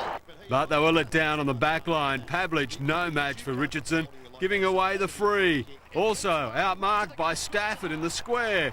And then the turnover, which led to Tivendale's first goal. He's done it again. Now, can they make them pay this time? They couldn't last time. Tivendale gets a sniff, goes inside 50. From 45, he keeps it low with the wind and kicks the goal. A 4-goal opening term from the Tigers, another 3 in the second. The right forward pocket is a chance for Bowden. He does it well, doesn't he? The Dockers stayed in touch, some good teamwork leading up to Cunningham's goal. To Cunningham, who bends it round for a magnificent goal. Hazelby stepped it up in the third, a great crumbing goal from the pocket for the Dockers, and another from a superb juggling effort. But Richmond kept them at bay, their snaps just as good. Chance for Rogers, what has he done? Manufactured something out of nothing. The coach made sure everyone was in the right spot on the field. Richardson did his bit, again outplaying Pavlich. Richardson beats 2 and takes the mark. The Dockers moved Parker onto Richardson, but he wasn't even given a chance. Knocked out at the start of the last. Crode was then given the job. Even he couldn't stop Richardson, the much-maligned Tiger, kicking 2 in a row on the makeshift backman. Couldn't get it, but Richardson's got 4. Pavlich was hauled back into the job, and still, Richardson dominated. Over the back goes Richo. This will be number 5. It is! 6 goals to Richardson. That takes his total over the last 2 weeks to 11. Tiger fans left to wonder what might have been in season 2002. Stafford 4 as the Tigers withstood a late charge to win by 14 points. Hawthorn started the game in the best possible fashion. Nice start. Matthew Richardson had Richmond's response, but then the Hawks swooped again. Chris Barlow, then Nathan Thompson flew. Hawthorn managed to get away, but with Aaron Fiora coming through and Richardson nailing 2, the Tigers trailed by just 8 points at quarter time. Mark Coughlin took a heavy knock, but otherwise the second term was a headache for the Hawks. It was as if Richmond was playing for a spot in the final. Good looking kick. They scored 5 goals to none. Brad Ottens was handed one by Mark Graham. Richardson finished with 4 for the half. For the Tigers. March to Hawthorn's disappointment. 22 points down, they had reason to be frustrated. But not everything was coming easy for the Tigers. Hey, then there's a bounce, then loses it, then gets it, stands up, kicks a goal! Free goal! Richardson couldn't nail the mark, lost it, ran on, was trapped and fell, but still managed to goal from around the post. It was 1 of 3 to the Hawks' 1, the margin 33 points at the last change. In a flash, the game changed. Hawthorn had Adrian and Simon Cox kick a couple. Daniel Chick ran one in to give them hope. And when Nick Holland helped himself through, the Hawks had a real chance. Hawks back within 3 points! But Greg Stafford kicked the Tigers clear and set up Ty Zantuck to finish Hawthorn off with flair. Oh, no! That's a goal! Don't tell me he's done it again! A 14-point win for Richmond. The Hawks now need a miracle to make the finals. Lead by 9 points.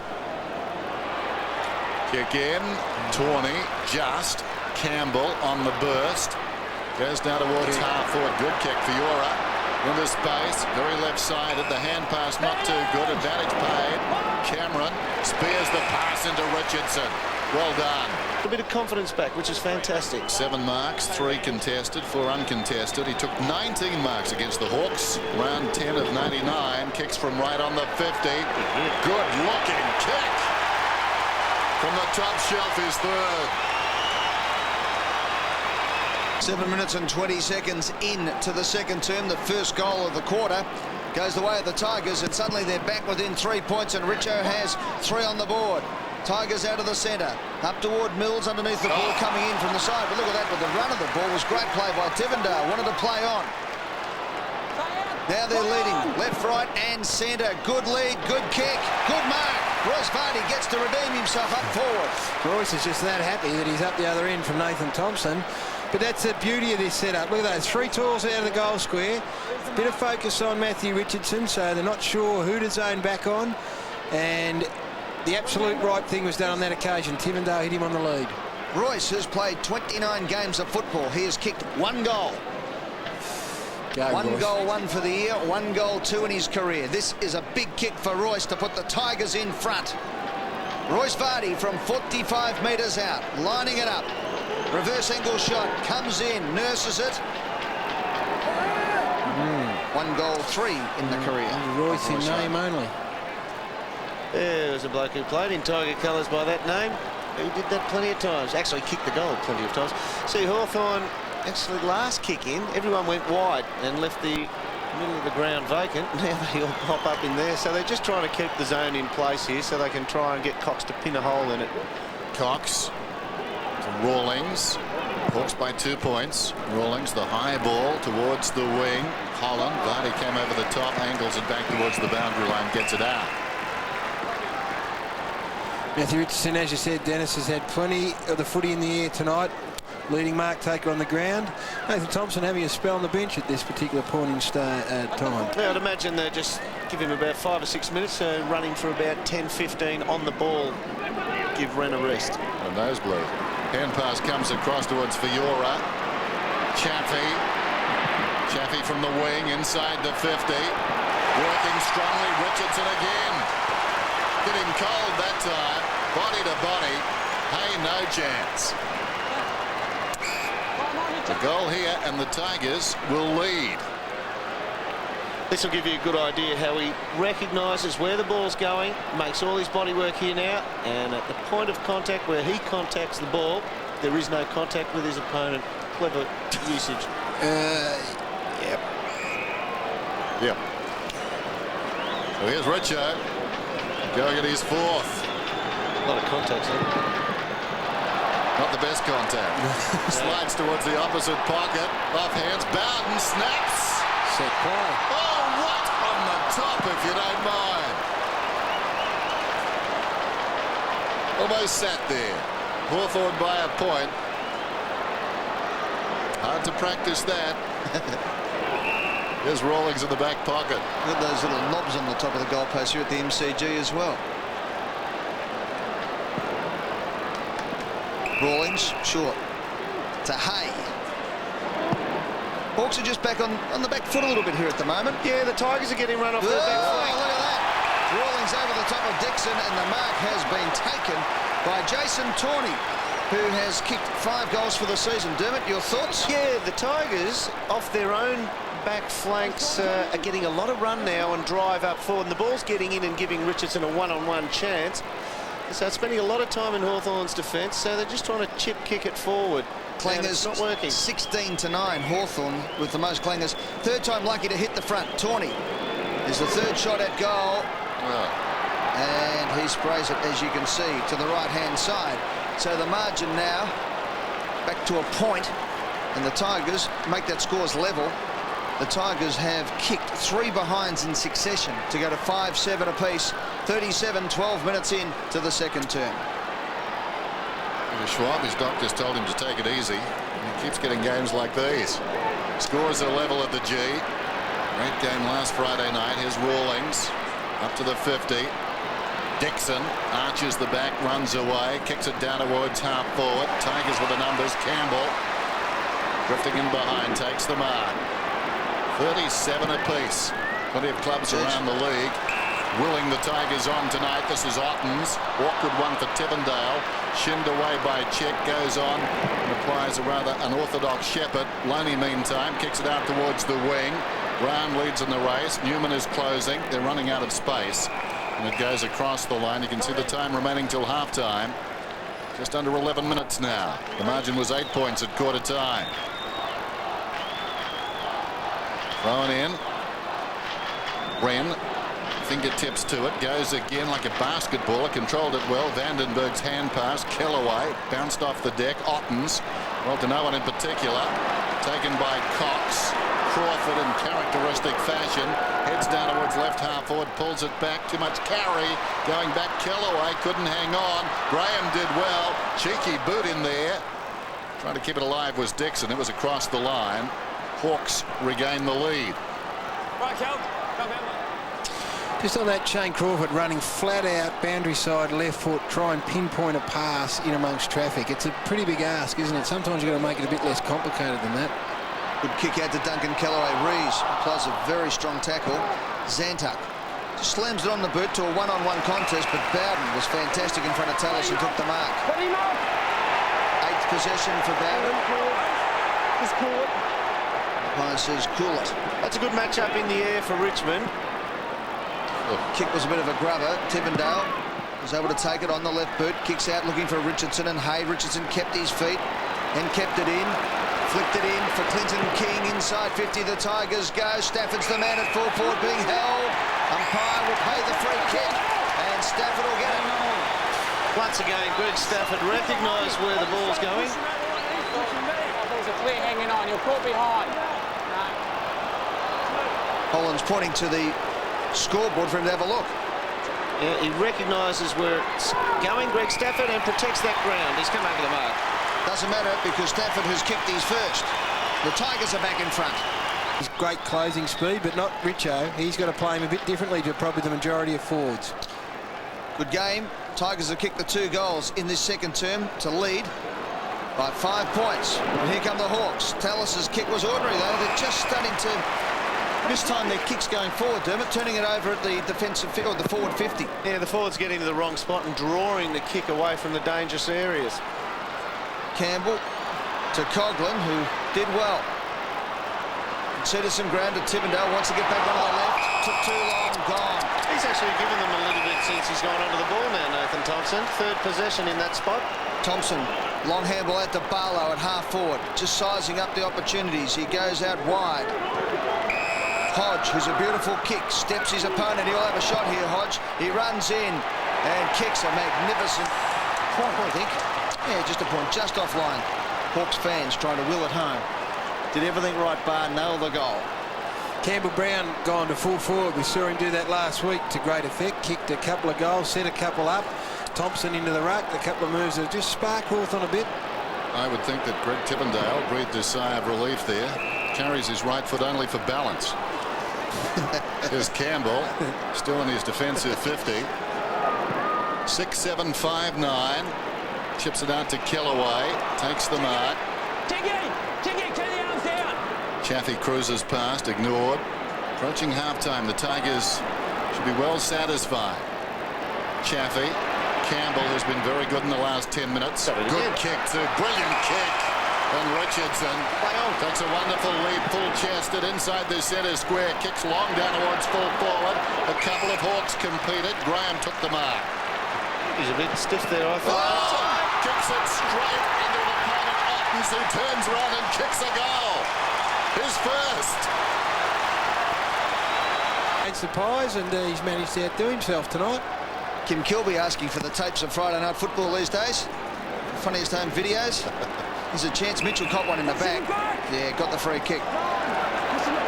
They've done better in the centre bounce, Richmond, in this quarter. They've just stopped Hawthorn through Vandenberg, taking the ball away from there. 6 minutes to go. Rawlings kicks inside the 50. Barlow comes out, nonchalantly takes the mark on his chest and gets thrown into the ground by Zantuck. 10 points the lead to the Tigers. They've kicked the 3 goals of the term. Hodge gets side on and he can thump it. That's... Oh, turn it over again. Rees to Hodge. He's got it now. The big thumper, says Dermot. Left foot kick at the goal. Is offline for the second time in as many shots. That's the 11th ineffective kick by Hawthorn in this quarter, and the Tigers have only had 2. So they're finding the targets better, Richmond, and it's showing. Tigers full of confidence. Well, they're very confident kicking that one. It was 3-on-1 in the end, and Crawford will make them pay. Handball inside. No, he won't. Look at this. Turnover City. Away goes Coughlin. He has a bounce. He can run all the way to the forward 50. Has a man inside. Decides to go long up towards the goal square. Stafford is there. He takes the mark. Too strong, too good. Well, with it, Gasper, the late withdrawal, I thought maybe it was Hawthorn who were going to stretch them, but they've still managed to have Stafford spend a lot of time down the goal square. Richardson playing a magnificent half of footy. And Brad Otten's also just lurking around. He's just too big for Graham. Not mucking around to kick his second. He does. 2 to Stafford. Tigers away. Pleasing for Tigers. Broden on for Cracker. Rogers tries to squeeze it out. Good play, Fiora. Knocked it on. Leckis on hands and knees. Out to Cox. This is Adrian Cox. Close to the boundary line. Looking for options. Deciding to kick long. And it's a 50-50 contest here. From behind. Beautiful mark up in front was Chaffee. Campbell had the sit, but Chaffee just got underneath it and held his ground. Beautiful play. Got good hands for a pretty short bloke. 16 points of difference. The Hawks trailing Richmond inside the last 40 seconds of the quarter. This is a big move forward again, but Rawlings gets in the hole and marks for Hawthorn. Loney brings the ball out. Thompson needs to mark and does. Inside the last 30 seconds. The centre wing. Good kick. Out on the lead was Rees to Bateman. Can the Hawks get one on the bell? He kicks to centre half forward. Here's a chance. No. Off hands. Rogers. Last roll of dice for the half, and Richardson's got it. Kicked one from here before. He will kick after the siren to make the difference 22 points. That is the difference between the two sides. They've got no forward line presence, Hawthorn, as the siren sounds to win the half. And Richmond have got multiple options up forward. 5 contested marks, 5 uncontested marks for Matthew Richardson. 3 goals, 1. He comes in, kicks from 50, and has kicked a big goal for the Tigers. His 4th. And that is a huge goal. Bit happening in the middle of the ground at the minute. Richie Vandenberg. Started with Crawford. They had a go at Crawford, and it was Sam Mitchell who came in and said, you won't be doing that to Crawford, and then it's just escalated from there. Vandenberg's about the 5th bloke in there. Tigers have kicked the last 6 goals of the game and all 5 of the second term to lead by 22 points at half-time. Umpires still in there separating the two teams. Well, they could go in and have an orange and then come back out and have another go at each other in the second half. But this is set up for a big Friday night football game. Richmond 9-8-62, lead by 22 points. Richardson on fire with 4 goals. Hawthorn have had the big turnover quarter. 5 goals, 10-40. The Tigers by 22 points in the half and the quarter. Loney goes back and takes the mark. Usually a good kick, and this one stays in the air a while, but it finds Leckis. Just. Leckis goes wide.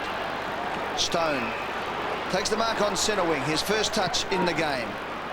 Nick Stone's kick. Might have just got a hand on the man on the mark. There was an ordinary one going forward. Cox got it across, though. Now the Hawks have got the chance. They've got runners. Bateman waits. The bounce was awkward, and the Tigers have got it all going their way now. No one, look at this, Royce Vardy all on his own, decides to go long, looking for Richardson. Richardson searches for his man, then almost holds the mark, does it well, beats him point blank, beats Hay, then has a bounce, then loses it, then gets it, stands up and kicks a goal! Free goal! 5 to Richo! He invents them every week! What about that one for degree of difficulty? I've got to take my hat off to that.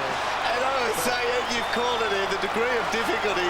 That has just got about, that's got to be just about goal of the season. He did everything to give it away. And he almost got his feet trapped under him when he was tackled, when he was on his knees. This is a great individual effort. Look at the athleticism here. Hay didn't turn it up, lost control, lays a tackle now. There's the trap under the knee. Oh, it's a great effort. That is sensational. But you got to know your limitations. You don't want to be bouncing when someone like Jonathan Hay is chasing. That's a good effort. 21 points. Leckis with 21 touches. Campbell's in amongst it. Cox, Rees and Vandenberg. So the Hawks have had plenty of the ball. They've gone short, Ed. They've pumped up that tally. Hodge again clears the 50. He's going to come straight back in. Tivendale gets back and takes a strong mark. Good play on the left boot. Umpire got in the way. He'll nearly kick this Tivendale from 50 metres out. He gives it a good roost, and he does. Kicks his first. A big goal for the Tigers. Vandenberg kicks down towards half-forward judgment. Again shown by Campbell. Coming up for his 21st possession.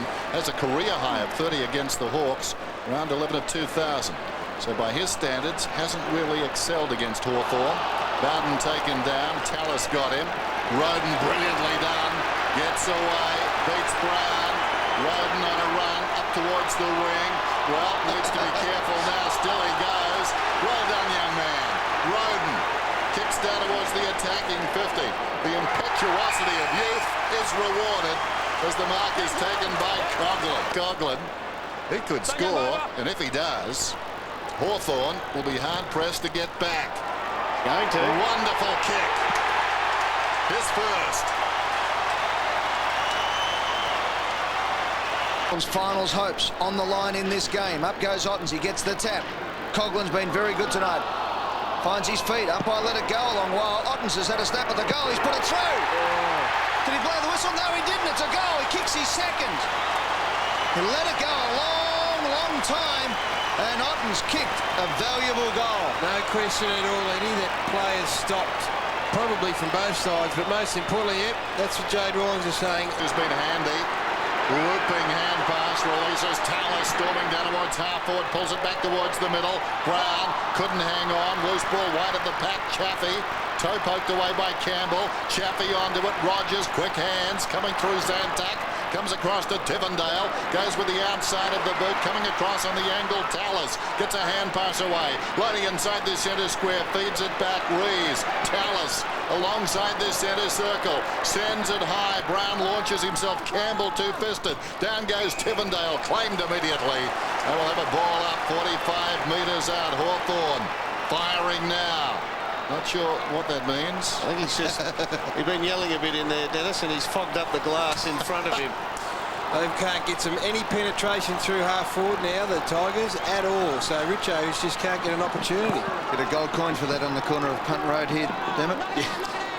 Ray Hall, a drop kick. The drop kick result too as Crawford kicks to the pocket.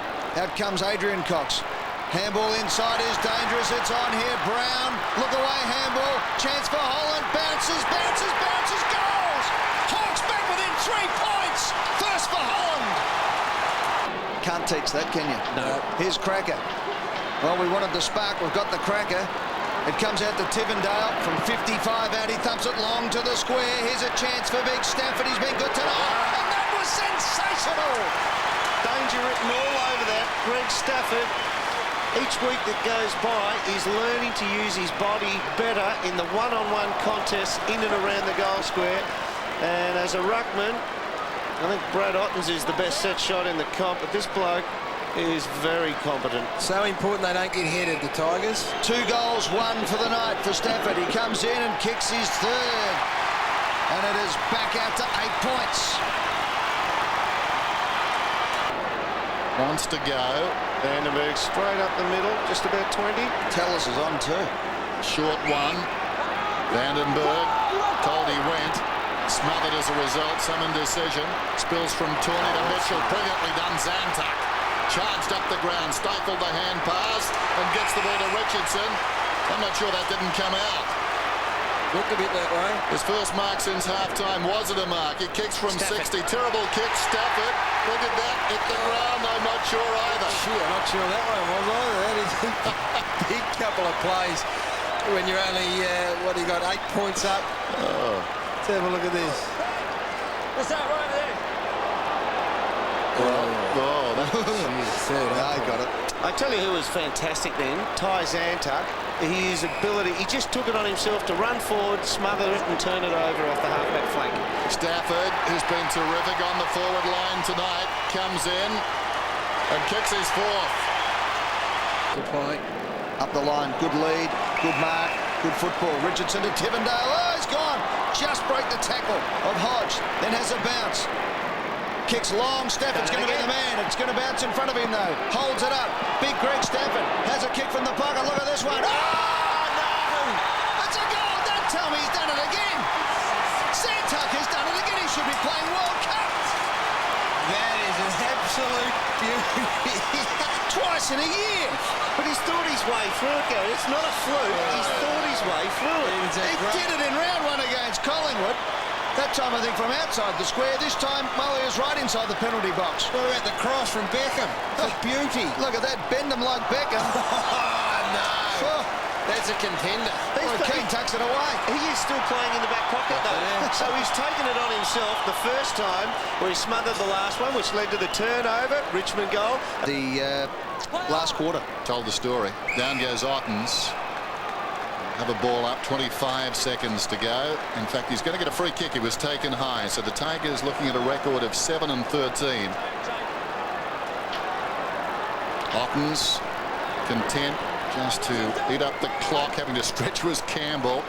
Plays on, feeds it back. Bowden drives it inside the 50. Richardson the target, flying over the top. Rawlings plays on immediately. Wait for the siren. So the Tigers make it 3 on end. Who would have thought it a month ago? And that man, number 12, certainly a vital element. 5 goals tonight. Stafford got 4. And really the height on the forward line has proven to be a real nemesis for the teams they've played in the last 3 weeks. Hello? Otten's got 2, so the big man there, 11 goals tonight. What's that all about? 16-11, 13-15, our final scoreline on Friday Night Football. Last quarter for 3 weeks now, we've answered for all 3 of them, so I'd rather not get in that position, but it's good the way the boys have answered, so it holds us in good stead. No September, but still plenty of satisfaction after wins like this, I guess. Oh, yeah. Hello. I mean, it's good to win. You play to win, but September is what it's all about, so we'll make amends next year, don't worry about that. Great stuff for your spectators. Your last home game tonight. A chance for them to see you for one last time this year.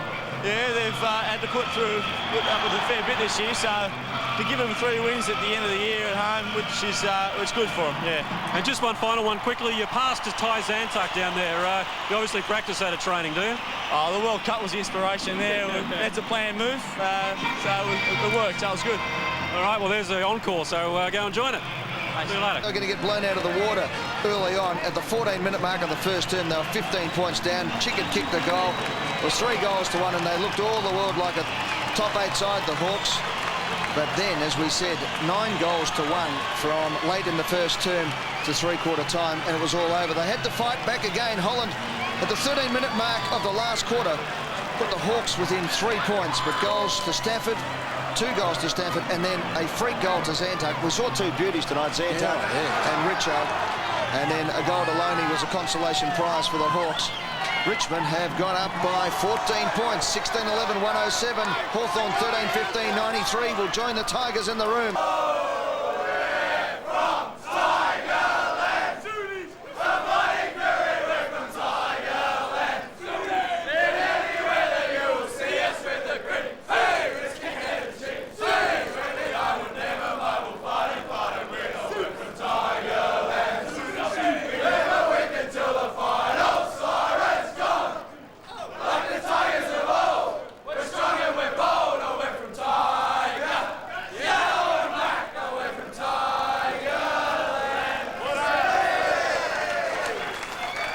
Yeah, well done indeed. The Tigers getting up by 14 points. They said when they couldn't make the finals that they wanted to shape the final 8, and they're continuing to do so, and they might have made it pretty hard for the Hawks to get there from here. Richmond 16-11, 107. Hawthorn 13-15, 93. Line against Adelaide. The Crows went for skill on the deck. Benke pulled it down, and the give for Laddams. Great mark. Benke over the top. Plays on immediately. Laddams high towards goal. It's cleared the pack. Rashudo was pivotal for them as well, roving the ruck to kick his goal, and then McLeod dishing it for Benke. Tying it up. McLeod somehow stole it. Gave it to Benke. They are alive. After 3 big weeks, looked like more of the old from Richo, straight to his opponent. But he did recover on the lead to kick a couple in the second. He led a good fight back from the Tigers, but Adelaide responded. Laddams again, giving it to Burton. Handball to Burton from Laddams, and Burton drives it through. Richardson began to dominate his duel with Smart, his superior strength telling the longer the game went on. But Smart would be happy at restricting him to just 3 goals. The Crows, intent on stitching up 3rd spot on the ladder, had too many match winners. McLeod somewhere. Mr. Magic conjures a goal. A 3-goal win for them in the end, and maybe the biggest threat to Port and Brisbane for the flag. Biglands, big push, runs in, Biglands, goal. For thinking that Little Leaguers have taken over the night games in the AFL, the Kellys and the Dunkleys, and the Little Lows, as Sydney and St Kilda farewelled their heroes. The Swans did the right thing for their retirees in Sydney. O'Loughlin with the first 2, but Richmond responded with 3. Roden with a superb clean-up. A chance for Roden at ground level, wheels around, right foot snap. There's a goal. This was one of the great plays of the night, sparked by Kelly. Got his teammates involved and deserved a better result. He thought about dishing to O'Keefe, instead went to Hall. Barry's got it, onto the left boot. Barry Hall into the forward pocket. O'Keefe should goal, he hits the post again. Made up for it a few minutes later, McPherson doing the crumbing and putting them between the posts. And Bazza finally getting in on the act, Sydney fighting back. Hall in the goal square, Hall marks, Hall goals. Former Swan Greg Stafford looked like spoiling Sydney's night, and Woy Woy's Ray Hall also doing his bit to kill the Swans with 4 goals. But big bustling Barry was superb, set up Doyle for a goal. Some support, that's fantastic play by Barry Hall. Oh, that was He kicked 5 himself, could have had a heap more. Gave this one to McPherson, and O'Loughlin contributed with 3 goals. The Swans doing the right thing by Dunks and Kell, a 40-point win. Just remains to be seen if the board does the right thing by the Swans.